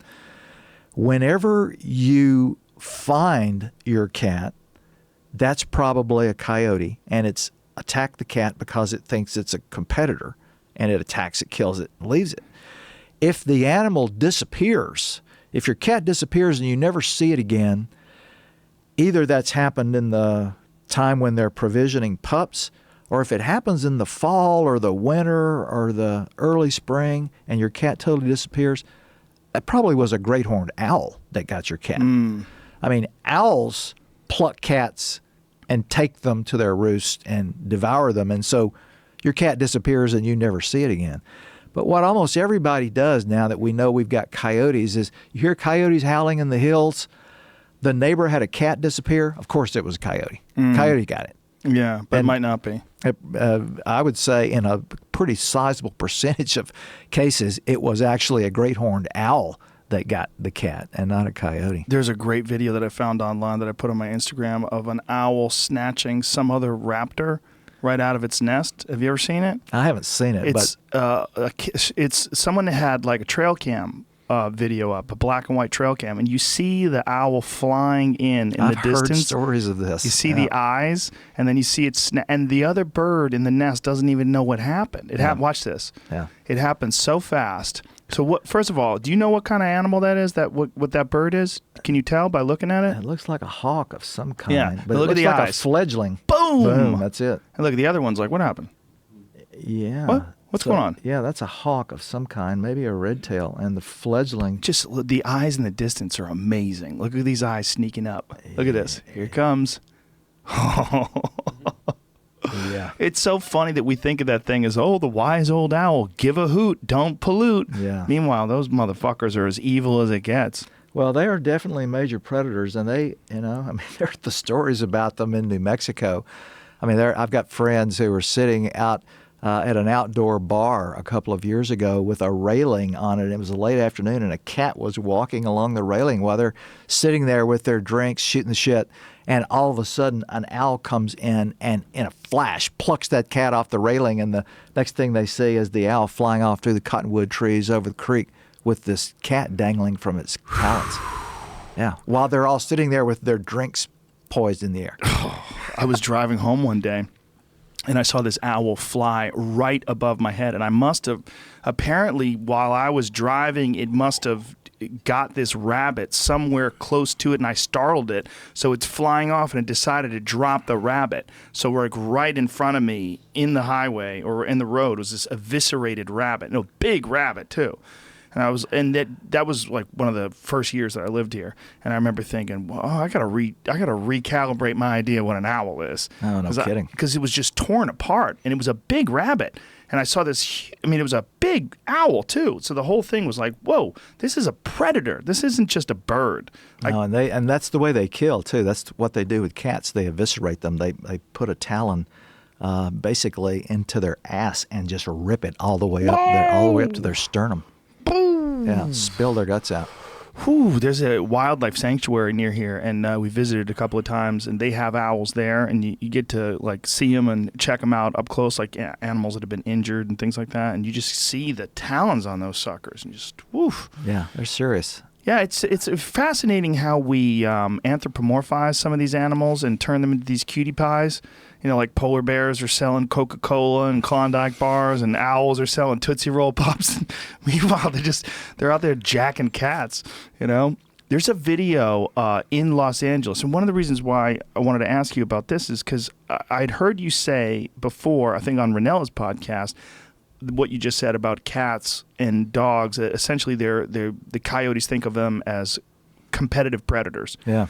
But there's a video in Los Angeles, in Hollywood, of a coyote eating a cat on a lawn. And these people are in the car watching, and they're filming it, and they're freaking out like, oh my God. And this coyote's just sitting there eating that cat. So you think that the reason why it's eating that cat, I mean, is it just hungry maybe? Or is it an occasional meal that they think of them as prey? Or is it primarily Because is there a bunch of different factors, or is it primarily because they're competitive predators? Well, I think it's primarily because of that. But I mean, coyotes are so individualistic. Look at that sucker. Oh yeah, Just hanging out right in L.A. Hi. Right. Yeah. How are you? Wild animal. Walking by the car. Right in Los Angeles. I mean, it's just so bizarre that they're so comfortable around people. Look at all those streets. Look at all those city streets. I mean, it's thinking about walking across the street with all those cars. And they know how to navigate streets like that, too. So strange. How does it figure out how to make it across the street? You know, there's a biologist in Chicago who argues that in rush hour traffic on the interstates in Chicago, 9 million people there, that he's seen coyotes cross 4 lanes of the interstate and stop in the median and sit there and wait until the traffic lightens up for the other 4 lanes and then cross that way. So this is the coyote goes and gets this cat that apparently it had already killed before, and he starts eating it. So it's got it right there. Yeah. That thing at his feet That's is a cat. Yeah. Well, what I was going to say about that is that... Look at that. Yeah. It's all stiff. Yeah, well, he's... So, what a strange animal. You know, so 2 things I would observe about this particular video is... First of all, you know, everybody is making the assumption that the coyote killed the cat. That cat may have been hit by a car, and the coyote found it and is scavenging it. How about that other stupid cat behind him? Going, yeah, so that's my friend. Right behind it. Hello, why are you eating my friend? But the other thing I would say is that they're so individualistic that sometimes cats, coyotes develop a yin for cats. Like a taste. Yes, they develop a taste for them. And so, I mean, there are examples. There was a coyote pack in Seattle and also one in Tucson that basically did this very thing. They decided that cats were, going to be their target. Now, most coyotes, that's not how they react to cats. But well, cats do kill an unbelievable amount of rodents and birds. Yeah, and people don't want to hear this, of course, but the truth is that in all cities where coyotes have spread, which is literally everywhere now, we have, from the ornithologist, a decided record of numbers of nesting songbirds going up dramatically as a result of the appearance of coyotes. Yeah, there was a statistic that we quoted on the podcast, and it's something insane, like 3 billion birds a year in North America alone are killed by cats, by house cats. B, with a B. Yeah. When you tell that to people, they're like, there's no way. Yeah. But look, these are biologists. These are people that are actually studying this, and it blew them away. I don't know how they study it. Maybe you could enlighten me. Well, I don't either. I mean, 3.7 billion years annually. 3.7 birds in the continental U.S. Yeah. That is so crazy. Yeah. That's U.S. That's not Canada. It's not Mexico. Continental U.S. And I read a similar study in Natural History magazine a few years ago about Great Britain. Same kind of thing. Yeah. I don't remember the figures anymore, but yeah, I mean, cats, they devastate bird populations. And so letting your cat roam out through the neighborhood, seems like this very compassionate thing to do. Fluffy wants to be out. Yeah. Fluffy needs, some space to roam. But you're releasing an extremely effective predator into the world, and that's the result of it. And when coyotes have shown up in town, it's suddenly getting a lot harder to make a living as a bird-killing cat. And so we're getting a sharp uptick now in songbirds. Yeah, it's interesting how it all just cycles. It all just makes sense. It all figures out. It all seeks its own level. One of the things that I found hilarious is we were talking on Renella's podcast about a group that approached you, and they were doing a documentary on saving the coyote. Yes, indeed, they were. It was a couple of women who were pretty fresh into the Southwest in Santa Fe. They hadn't been in town for very long, and they were interested in doing a documentary to save the coyote. And, so, I mean, there's a way to approach doing something like that. I mean, you could say, okay, so I want Wildlife Services to stop killing 80,000 of them a year on behalf of agriculture. But what these women didn't seem to quite have a handle on was that coyotes don't need our help in saving themselves. They're perfectly capable of doing it. And so this is not an animal you have to worry about, for example, going on the endangered species list. That's not going to happen. As one of the people who blurbed my book, in fact, it was Bill McKibben, the nature writer, now that I think about it, one of the things he said was that in his blurb was that a biologist once told him that when the last human dies on Earth, a coyote will be sitting on that human's grave howling at the moon. And I've always loved that thought because, of course, it's an indication of what great survivors they are. Well, you are starting to see a resurgence of wolves in Europe, and there was actually an article recently published in Paris about it, where I guess the mayor of Paris was telling people not to be alarmed because they only look for four-legged prey, and people shouldn't be worried about these wolves. But the idea of these animals like intermingling with our civilization, we have decided, we put some hardscape down, put up some houses, and we go, this is our stuff.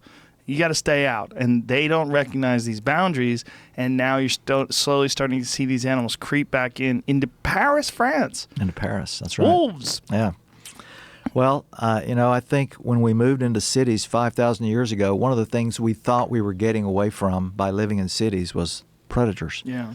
And for the most part, we have. Yeah, for the most part, we have. I mean, we don't have, at least not so far, we don't have leopards, patrolling the alleys in Denver. But I'm intrigued by one of the stories I uncovered in the book, which is an argument that I make is based on the work of a graduate student I knew at the University of Montana.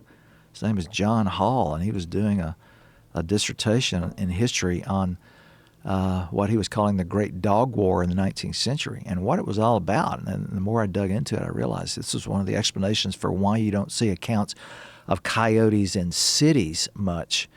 Even in L.A., I mean, the first accounts I've seen of coyotes in L.A., for instance, are in the 1920s.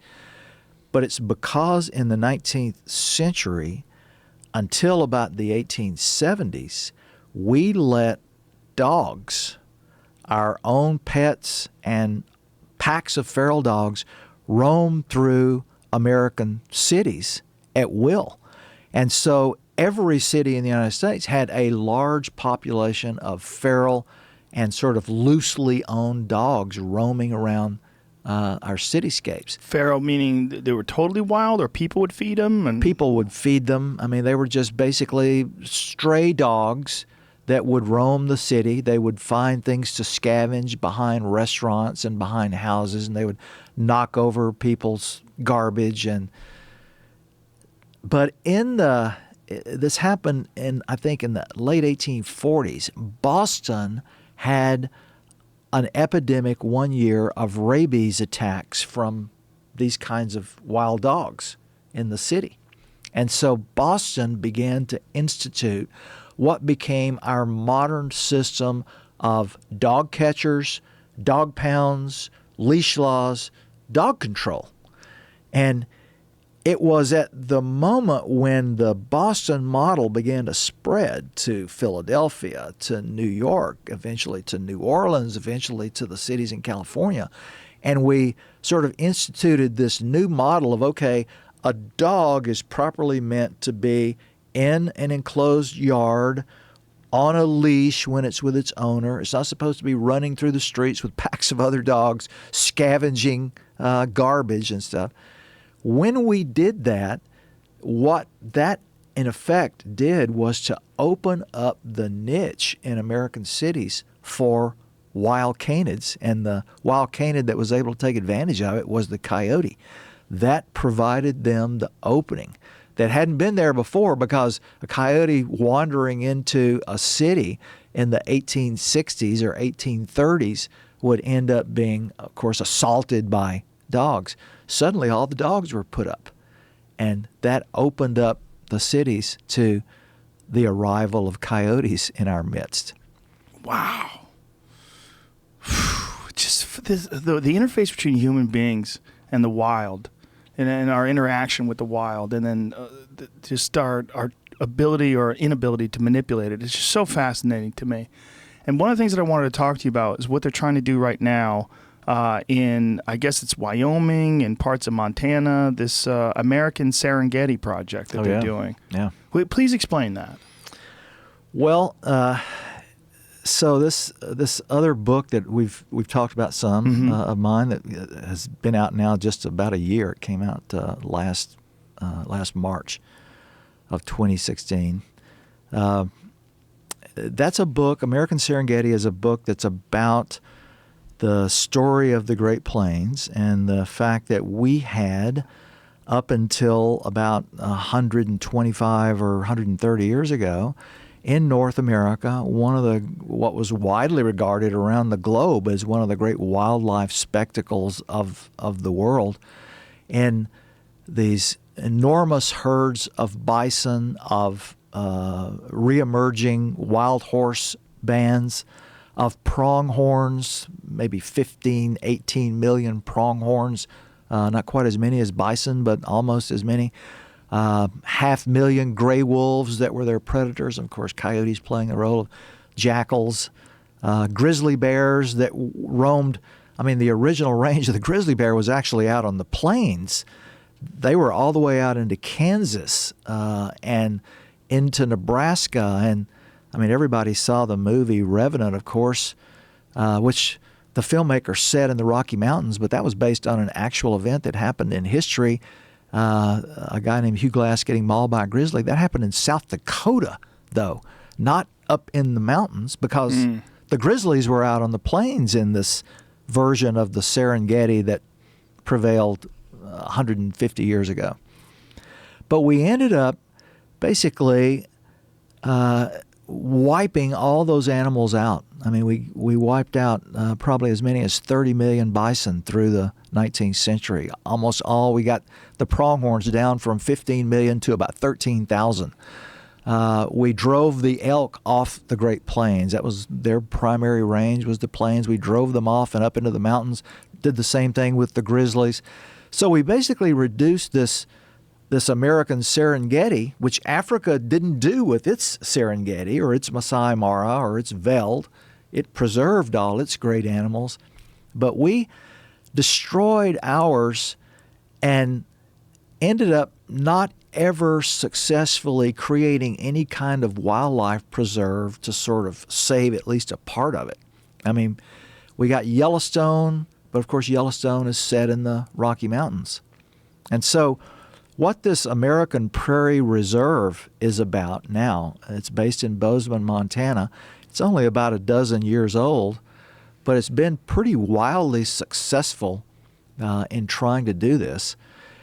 It's had the imagination, this group of people has had the imagination to try to recreate this American Serengeti that our government and our statecraft never did preserve for us. And so what they've got in mind in central Montana is taking a couple of large pieces of existing public lands. One is the Missouri River Breaks National Monument that Bill Clinton created along the Missouri River, and then just downstream of it, still along the Missouri River, is the Charles M. Russell National Wildlife Refuge.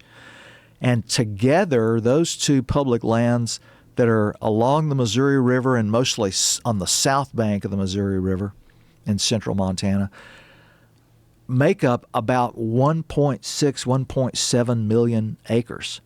And what American Prairie Reserve is trying to do is to, as they come up for sale, to acquire the private ranches on the north side of the river with the idea of ultimately creating a preserve that's going to be maybe as big as twice the size of Yellowstone. Yellowstone's a little more than 2 million acres, and American Prairie Reserve is shooting for a preserve that would be something like 4 million acres, with the idea of recreating this American Serengeti, of repopulating it with bison, with pronghorns, with elk, with bighorn sheep, with mule deer, all the animals that were there. And then, because they're a private entity and it's not the Fish and Wildlife Service, so they can't, on their own merits, reintroduce wolves or grizzly bears, just sort of sitting back and hoping and letting wolves come out of the nearby Rockies and grizzlies, which every spring now are coming out of the Rocky Mountain front in Montana and getting out sometimes as much as 100 miles out onto the plains. What the American Prairie Reserve wants to happen is for these animals to get all the way out to this preserve, find this recreated American Serengeti with all the animals that were there, and give us, in our own time in the 21st century, this chance to not just read about this in history or maybe see some version of it on a late-night old Western movie, but actually to experience it ourselves. Now, how are they going to reintroduce these animals, and where are they going to get them from?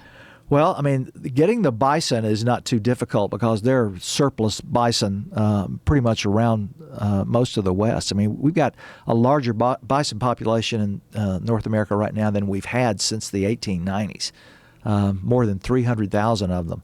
So it's fairly easy to come up with bison. Pronghorns are already there, and so all you have to do is just sort of, make conditions beneficial for their herds to grow. Same thing with mule deer, with elk, with bighorns. They'll have to reintroduce bighorns, but that was an original range. There were bighorns out in the Badlands of the Great Plains. And then, as I said, they can't deliberately on their own reintroduce gray wolves or grizzly bears, but their idea is that if wolves and grizzlies get there, then they're welcome. And the idea is they probably, once this preserve exists with all these grazing animals, that the wolves and the bears will find it. Wow, that's so fascinating. And now, do they have a timeline what they're trying to accomplish this in? It's, as I said, they've been around for about 10 or 12 years now. I mean, they've raised more than $130 million. Wow. And they've got major donors on both the coast, along with lots of, just people like you and me who give them $10 and $15 or $25. I've got lots of friends who, once I sort of alerted them to this, who have joined American Prairie Reserve and are donors, small donors. The timeline is basically whenever they can make it happen.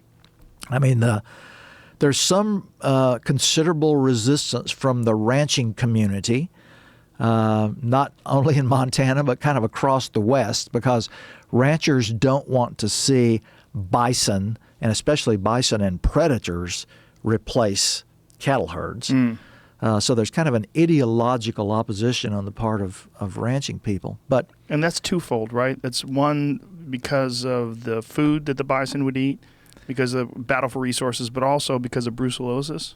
Well, brucellosis, of course, is especially in Montana. And to explain to people, that's a disease, a cattle disease. It's a disease that bison and elk have, and that if cattle get it, their beef cannot be sold in North American markets. All beef that's sold in our supermarkets has to be brucellosis free. And how do they determine that? Do they have to test each individual animal when they slaughter them? Well, I mean, they would if there was a real threat about it. The truth is there has never been an instance in the wild of either a bison or an elk transferring brucellosis to cattle. How would they transfer it? Do they have to eat the same food? No, it comes through largely from afterbirth. Whenever a bison cow, for example, that has brucellosis gives birth, if cattle come through the area, say within a few days, and graze the same grass where afterbirth has been dropped from a brucellosis-infected bison, then the theory is that a cow could get the disease.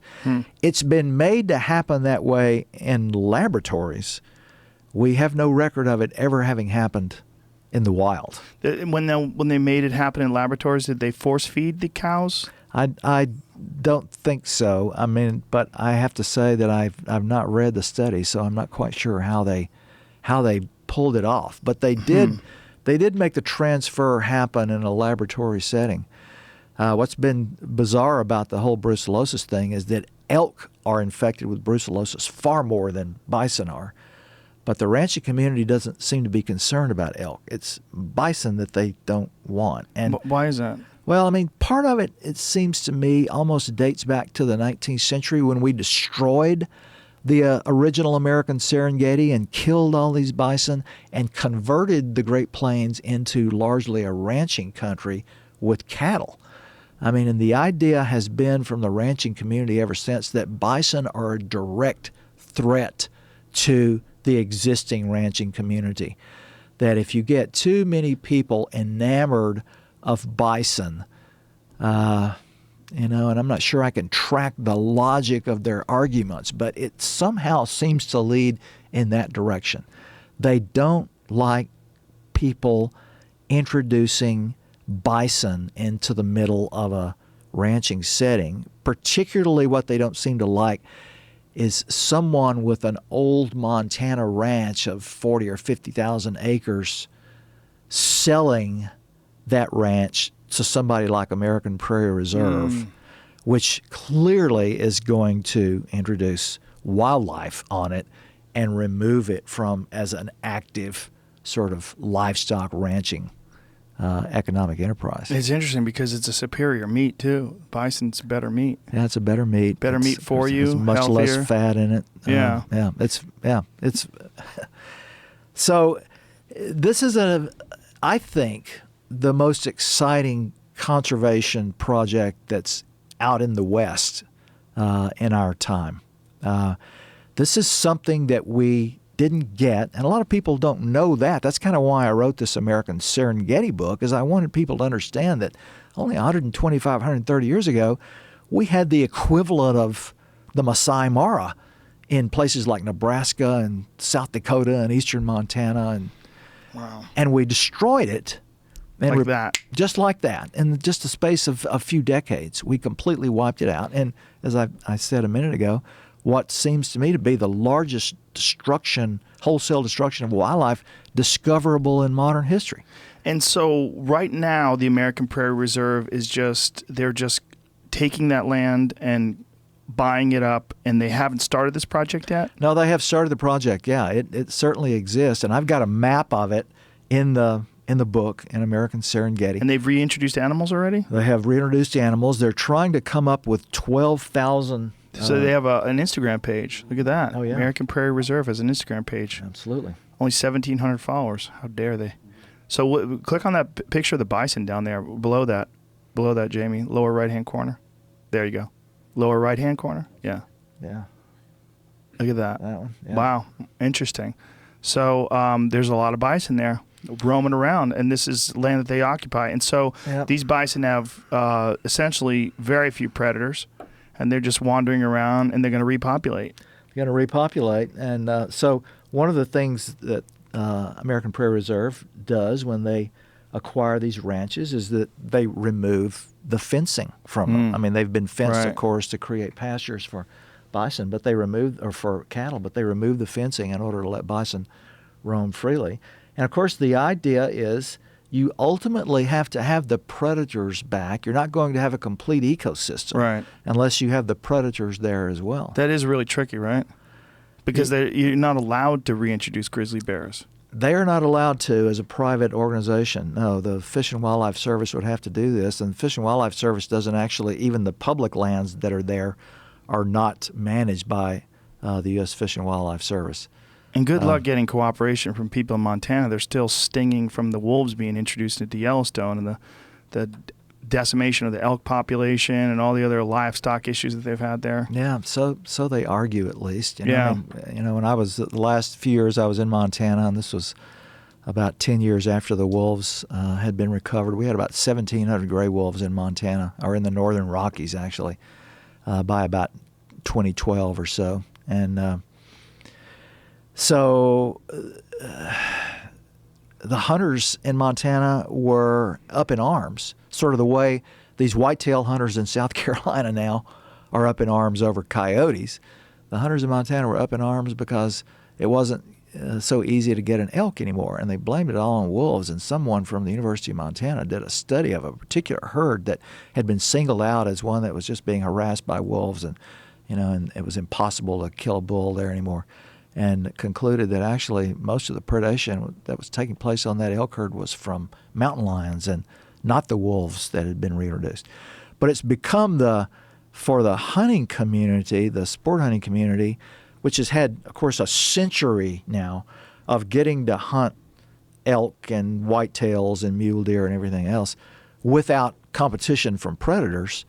This has become kind of the new excuse, of why I didn't get my elk this year. Right, that makes sense. Yeah. And also, I think it's super important that the hunting community step back and understand that these animals are supposed to be preyed upon by wolves, and that without them, you're going to get to these enormous overpopulation Which we situations. had happen in that 100-year period when we were reintroducing elk with no predators. And they develop diseases. And look, Montana has no shortage of elk. I was there this summer, and we drove by this house, and we had to pull over, and luckily I had binoculars in my car, and I gave them to my kids.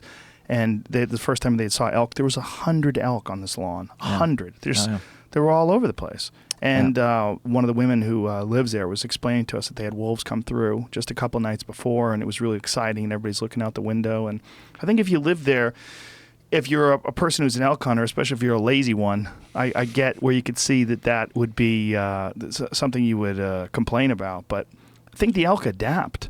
They figured it out. They don't call as much, and people are complaining about that. You don't hear the bugling as much, but that bugling was probably a little unnatural. They got a little too cocky that they could just scream and yell whenever they were breeding.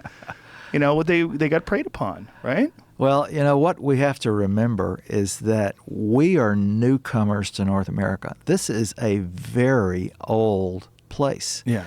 And wolves and coyotes and mountain lions have been part of the ecological equation here with all of these animals that we like to hunt, with pronghorns, with elk, with mule deer. I mean, they've been co-evolving with one another for hundreds of thousands of years.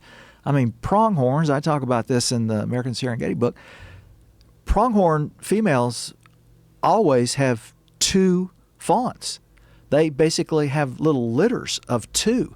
And the reason they have two is because coyotes prey on pronghorn fawns. And so you basically have an heir and a spare.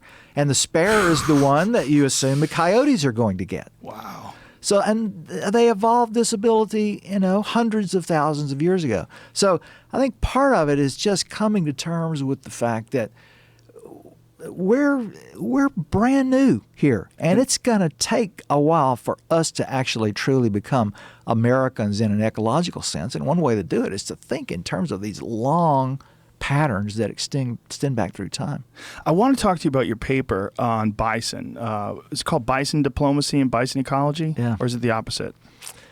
Bison ecology and bison diplomacy. Yeah. And what you were saying was, and this I found incredibly fascinating, was that when we came along, when I say we, obviously my grandparents were immigrants, so it wasn't me, but when Europeans, when people that we consider Americans now came along a few hundred years ago, and then when they started doing the market hunting and killing off all the bison, what we had done was something that the Native Americans were already on their way to doing. Well, I mean, so let me sort of offer a revision of that. Okay. Native people and bison had coexisted, and that hunt had been going on for 8,000 or 9,000 years with the modern bison. I mean, if you track it back to the large Pleistocene bison antiquus, and bison latifrons, the big longhorn bison. Longhorn bison? Oh, yeah. What is that? Jamie? It was bison latifrons, it's called. Lanafrons? Latifrons, yeah. Wow. And so it's a longhorn bison.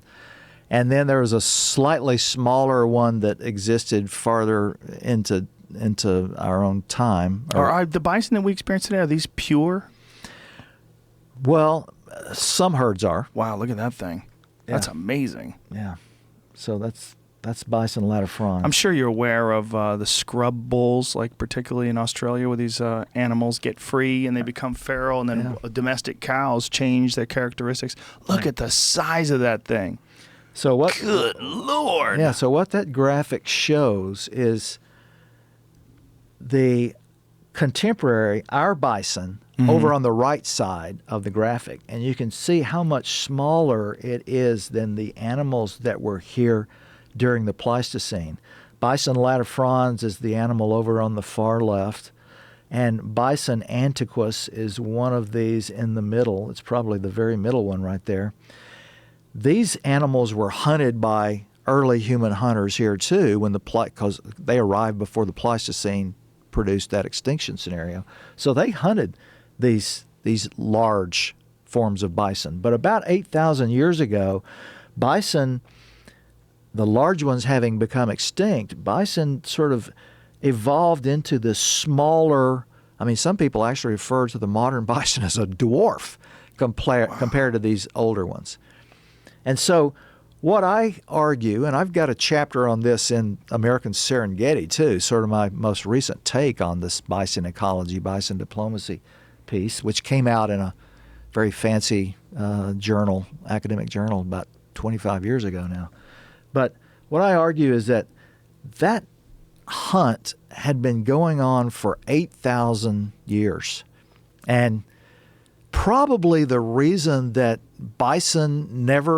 Indians never hunted them to extinction is because bison were actually better adapted to the grasslands than people were.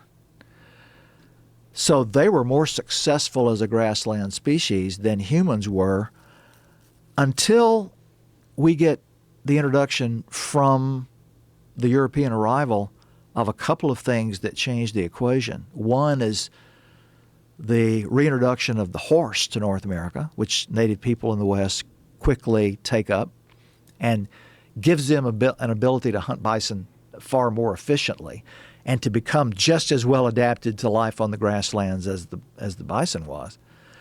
But the other thing that changes the equation is the introduction of the market economy.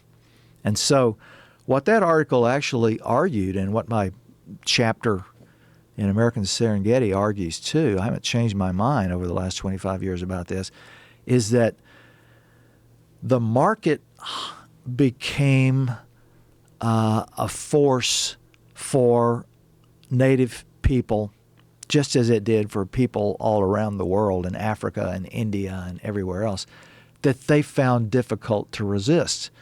And one of the primary reasons they found it difficult to resist was because if you were hunting with flint arrowheads, your best arrowhead maker could maybe produce 15 of them through hard labor in a day. But you could go out and kill a bison and have your wife tan its pelt and make a robe, a softly tanned robe out of it, and you could trade that to a white trader from the Hudson's Bay Company or the American Fur Company, and they would give you 150 steel arrowheads that were far better than the flint ones that took your best arrow maker a day to produce, and you could get 150 of them for the work of 30 minutes going out and shooting a bison, and of course your wife had to spend a week working on the pelt. But basically the European market had so many labor-saving technologies. Steel arrowheads, steel knives, steel hatchets, firearms, that it became almost impossible for Indian people to resist trading for those things. I mean, and if you didn't trade for them and the tribe down the river did, then they suddenly had guns and you didn't. And so you were going to be outcompeted by your neighbors. And so in effect what happened was that the lure of the goods of the industrial world and the market economy drew Indian people into the market hunt, so that by the 1820s, 1830s, 1840s, they were still killing buffalo in order to provide meat for the family and to provide, hides to make a teepee and all that. But they were killing an additional percentage of animals to trade to the European market. And so they became actors in the market economy that was basically wiping all these animals out.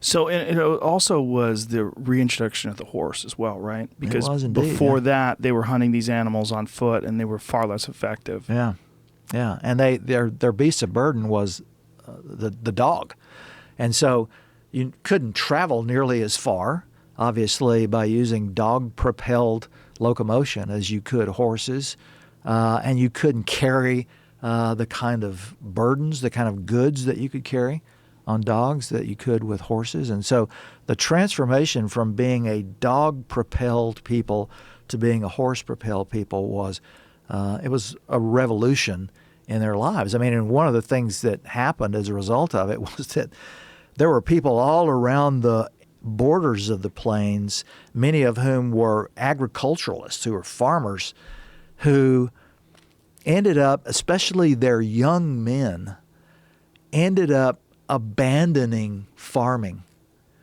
because they realized that the potential for rising in status and for creating a better life was much higher if you mounted up on a horse and rode out into the plains and hunted buffalo. And so, there were entire groups, like the Crows had been relatives of the Mandans and the Adatsas and had been agriculturalists. And that entire group of people ended up abandoning farming, mounted up on horses, rode out into the plains to become buffalo hunters. During the period from basically about 1720, when a lot of the people in the West began to acquire horses, and what spread horses, as I mentioned earlier in our conversation, was basically in 1680, the Pueblo Indians down in New Mexico rose up against the Spanish colonists and drove them out of New Mexico. And in the process, they captured all their herds of livestock. They captured their goats, their sheep, and their horse herds. And some animals, some of the horses, got loose, and that's sort of the origin, at least one of the origins of the wild horses that spread across the West. But the Pueblo Indians trade the sheep and the goats to the people who become the Navajos, who become the herders of goats and sheep. And they start trading the horses, which they have now in great surplus that they've liberated from the Spaniards, up the mountains from one tribe to another, to the Utes, to the Shoshones, to the Nez Perce, to the Blackfeet, to the Assiniboines, and then on out into the plains. And so from 1680 through about 1720 or 1730, just about everybody in the West ends up getting horses. And you have to have the culture with it too. You can't just hand the animal over to somebody. There's a famous story where the first horse that the Blackfeet see, they offer it buffalo meat to eat. And somebody has to say, it's a Kalispel Indian who's riding the horse, says, no, not buffalo meat. It eats grass. It grazes on, you have to feed it grass. And they have to be shown how to take care of horses and how to gel stallions and how to ride them and how to break them and the whole bit. So there's a culture that goes with it. But once they acquire them, and this period that only lasts for about 200 years of the famous horse-mounted buffalo hunting plains Indian emerges, that lifestyle becomes, which is kind of a backward step really in anthropological terms. You assume that, you go from hunting to being farmer, and you go from farmer to being a city dweller. This is a step going back the other way, but it proved to be so compelling to so many people, as I said earlier, especially young men who often in these farming communities didn't have much opportunity for upward mobility.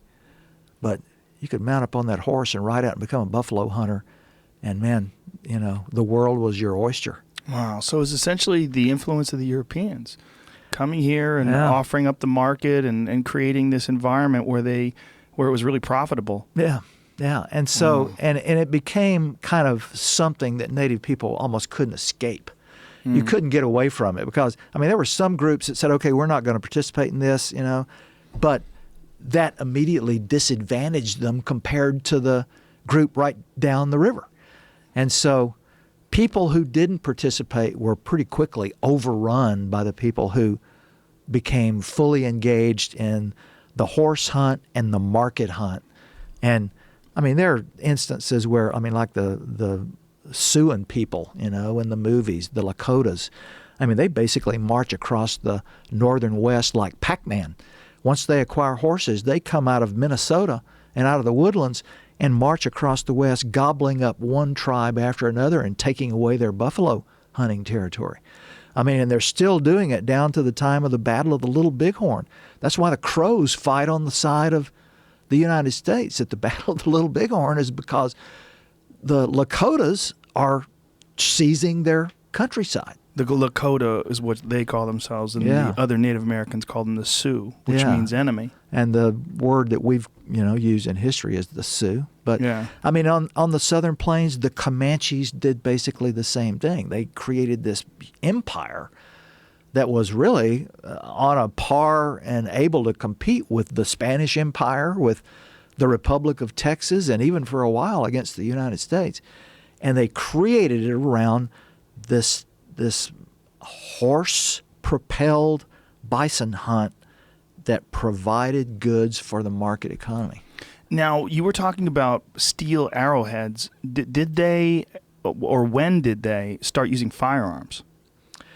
Well, they started using firearms. I mean, that was an early trade item, and it was usually in the very beginning of contact between Europeans and native people. A firearm was, maybe a couple of them were given to the headmen, to the leaders of a particular tribe as a status item. One time I was an editor for an anthropological journal called Ethnohistory. And my task as an editor, I was an assistant editor, associate editor or something, but my task was to read the incoming manuscripts that were submitted for publication. And one of the ones I read, I've never forgotten this, was an account by a trader in South America who was turning his trading post over to a newly arriving trader. And I think they were Portuguese. And so this trader who had experience in the area was queried by the new guy. He said, "So how do I get the Indians to trade with me?" And the guy who had been on the scene for a while said, "Nothing to it. Ride out 15 or 20 miles into the wilderness and take a steel axe and suspend it from a rope from the branch of a tree, and then leave. And then 2 weeks, 3 weeks later, go back." And this guy, this new trader, did exactly that. And he went back 2 weeks later to the spot, this clearing in the forest, in the Amazonian forest, where he had tied this double-bladed steel axe. And there were hundreds of native people gathered around the spot wanting more of these objects. Whoa. More of these axes, because steel, I mean, there's a famous story when Captain Cook first puts off the coast, off the Waimea coast of Kauai, and the Hawaiian people paddle their outriggers out and climb on board his ships and immediately start pulling all the nails out of the planking on the ship and diving off into the water with the nails because they want metal. They realize this is such an advantage over the technology that they have. And so, I mean, they're willing to trade what do you want for an axe? Wow. What do you want for a box of nails? So they just let the people know that the axe was a thing. Yeah. Hang it from a tree, leave them for a while, let them play with it. And go back. Yeah. Wow. That's a mind blower. So that's how native people kind of all over the world who hadn't progressed to the Iron Revolution, to the Iron Age, were seduced into the market economy, is that they were offered items that were so compelling. And as I've said a couple of times now, if you didn't participate in it, you kind of, within a decade, you were disadvantaged because everybody around you was going to end up doing it. And so you got caught up in it. And so that's how what I was arguing in bison ecology and bison diplomacy. I mean, the argument is slightly revised in American Serengeti, but it's the same argument. And it's become the prevailing argument about what happened to bison in the 19th century. Is we used to think that, okay, there were still 100 million of them by the end of the Civil War, and then guys go out with rifles in the space of 20 years, they shoot them all down, and that's the end of it for their tongues and for their hides.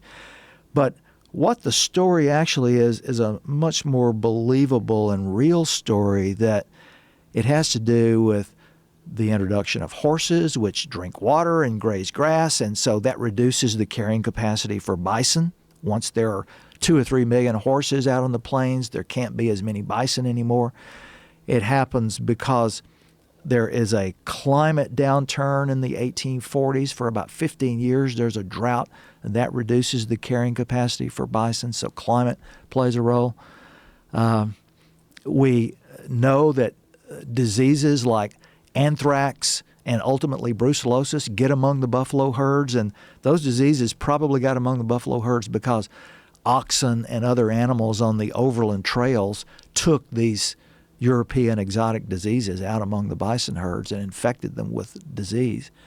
And then there's no question that the way the market worked, it was, and there's of course no regulation of it. This is before we ever regulate, we have any environmental regulations.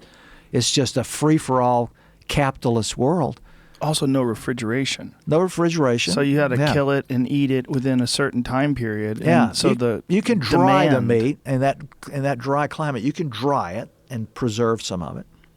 But yeah, there's no refrigeration. So, the no refrigeration thing really plays a role in the famous buffalo jumps that happen in the West because you couldn't control how many animals were going to go off those jumps. And so if you wanted to run 10 off in order to provide you with buffalo for the next month and a half, your tribe of 125 with buffalo. When you say buffalo jumps, you mean running them off cliffs? Running them off cliffs, yeah. And you wanted to run off 10, and instead you got into a herd of, 1,300. 1,300, and they all went off. And it even became this thing. I mean, we know about these buffalo jumps that Indian people regarded this as a stratagem that you don't want to let surviving buffalo go out onto the plains and inform other buffalo that there's this thing called a jump that you want to avoid. Wow. And so they end up wanting to make sure that they get every single animal that you're driving so that you don't have buffalo go off and tell other buffalo how this works. But it's going to sound crazy, but it makes you wonder if it was ignorance on their part that these animals could communicate like that, or if they had some sort of an intuition about how instincts and how certain fears that animals had were developed. Well, I think, and I spent some time talking about this in the Buffalo chapter in American Serengeti. It has to do with what we would call native science, what you mentioned at the last there, that they do understand, and they've probably seen examples of, an animal learning very quickly how to avoid a trap. Mm. But it also has to do with the cause-effect explanation that they have for how the world works. And they don't have this kind of, Western explanation for this is a cause and this is an effect. They have a cause-effect relationship, to be sure, but it explains the world in a different way. And Indian people pretty generally believe that bison were a people, that they were a family of animals, and they had families that were very similar to the families that Indian people had. And they had a controlling master animal, sort of a buffalo master, who you had to appeal to get the animals to give themselves up to humans for the good of humanity. And so the idea was that you had this kind of ethereal tie to these animals. It was a tie that we would explain now, looking back on it, we would say, okay, it's a religious thing. This was some sort of spiritual kind of understanding of how people and animals interacted with one another.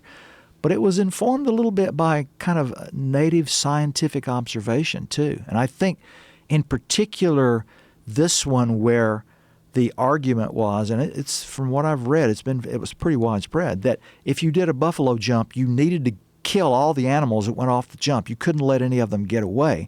I think that probably was more in the line of kind of native science, because they maybe had observed there being instances where an animal that had gone off a jump and had survived, the next time you encountered that animal, it might be particularly marked with a white patch on a hip or something. And a few months later, you saw that particular animal in another group of bison. And when you try to do a jump, it led that herd off in a different direction. Mm. And so I think there was kind of native science in that. But where we got to in talking about this was no refrigeration. So if you ran 1,300 of them off and it's August, then all you're going to get to do, and you've got a group of 125 people, all you're going to get to do is to basically take the best pieces off about 25 or 30 animals, and you're going to lose the rest of it because you can't preserve the meat of all those animals. So would they find these sites where there'd just be mass carcasses or mass bones? Oh, yeah. There's a site in Texas. It's called the Bonfire Shelter Site, and the reason it's called that, anthropologists gave it, or archaeologists gave it this name, is because there was a bison jump that was so big there, we think about 10,000 years ago during the Folsom period, and so many animals went off that jump, and only a few of them could be harvested by the people who did the jump, that big mass of animals sat there and basically over 2 or 3 weeks of time burst into spontaneous combustion and scorched the cliff that they had gone off of. And so when whites first saw it, they thought somebody has built a giant bonfire at the base of that cliff. Look at that. It's streaked 100 feet up the side of the cliff.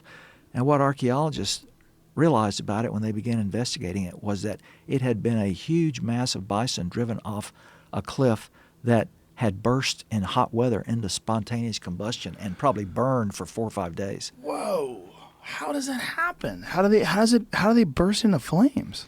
Well, I mean, in hot weather with that much decay and fermentation of all the juices that are in intestines and stomachs, you basically create a condition where you've got flammable chemistry that lights. But what causes the ignition? Who knows? I mean, I think it's the explanation I've read is spontaneous, but, somebody may have walked over with a torch and tossed it onto the pile of animals and burned them. Wow. Thousands of animals. Yeah, thousands of them. It's interesting what you're talking about with explaining this idea that if one of them survived, that they would inform the other ones. There was a study that was done recently on mice. And this is a direct genetic study, so it might not be totally related, but it might be in some ways. They took these mice and they sprayed a citrus smell in their cage, and then when they smelled the citrus smell, they shocked them. They shocked their feet. They had the bottom floor of the cage was electrically charged. And every time they sprayed that citrus smell, they would give them a zap. Then their ancestors, who had never experienced this before, they did the same thing to them, just sprayed the citrus smell, and they had a physical reaction, a heightened sense of danger, fear. They realized that a shock was coming just by the smell of that citrus. They were terrified of it. Yeah. It makes sense that instincts are passed on. Well, it does. I mean, we've sort of concluded from studies that have been done primarily in Italy over studying families through the generations in Italy that descendants of a particular group of people will preserve evidence in their genes, sometimes 4, 5, 6 generations down a timeline, of an ancestor who went through a famine or a starving time. And so that famine would produce a physiological effect on the body, and that would be passed down so that geneticists could discover effects of it several generations down the timeline. Wow. So it's sort of similar to what you're describing with mice. And I think that's probably, we haven't studied, at least I'm not aware that there have been a lot of studies of this kind of thing. But what it really kind of means is that we're the products, in our modern world of things that happened to our ancestors maybe 200 or 300 years ago. And maybe even the fears, like they think that arachnophobia and ophidiophobia and a lot of the, fears of snakes and bugs and things that people have might be directly attributed to ancestors being bitten or poisoned by those things, or us seeing someone getting bitten or poisoned by them. I mean, speaking of that sort of thing, there's a section I do when I'm talking about the development of poisons to try to eradicate coyotes in the Coyote America book, where the reason during World War II we decided, or the government, what is now called Wildlife Services, this agency that was trying to solve the predator problem by exterminating coyotes, the reason they used our new chemical insights during World War II to come up with new poisons against coyotes was that they began to realize that strychnine, which had been the poison of preference for the previous 70 or so years, was a poison that killed coyotes too quickly.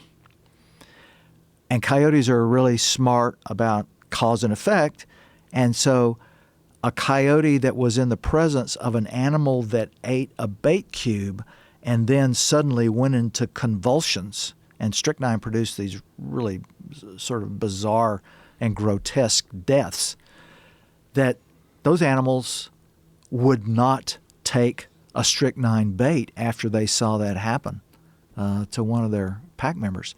And so in the 1940s, we came up with 3 new poisons. One of them was called sodium fluoracetate, which is the one we now call 1080. And it was called 1080, and it was used for the next in fact, it's still used in limited application today.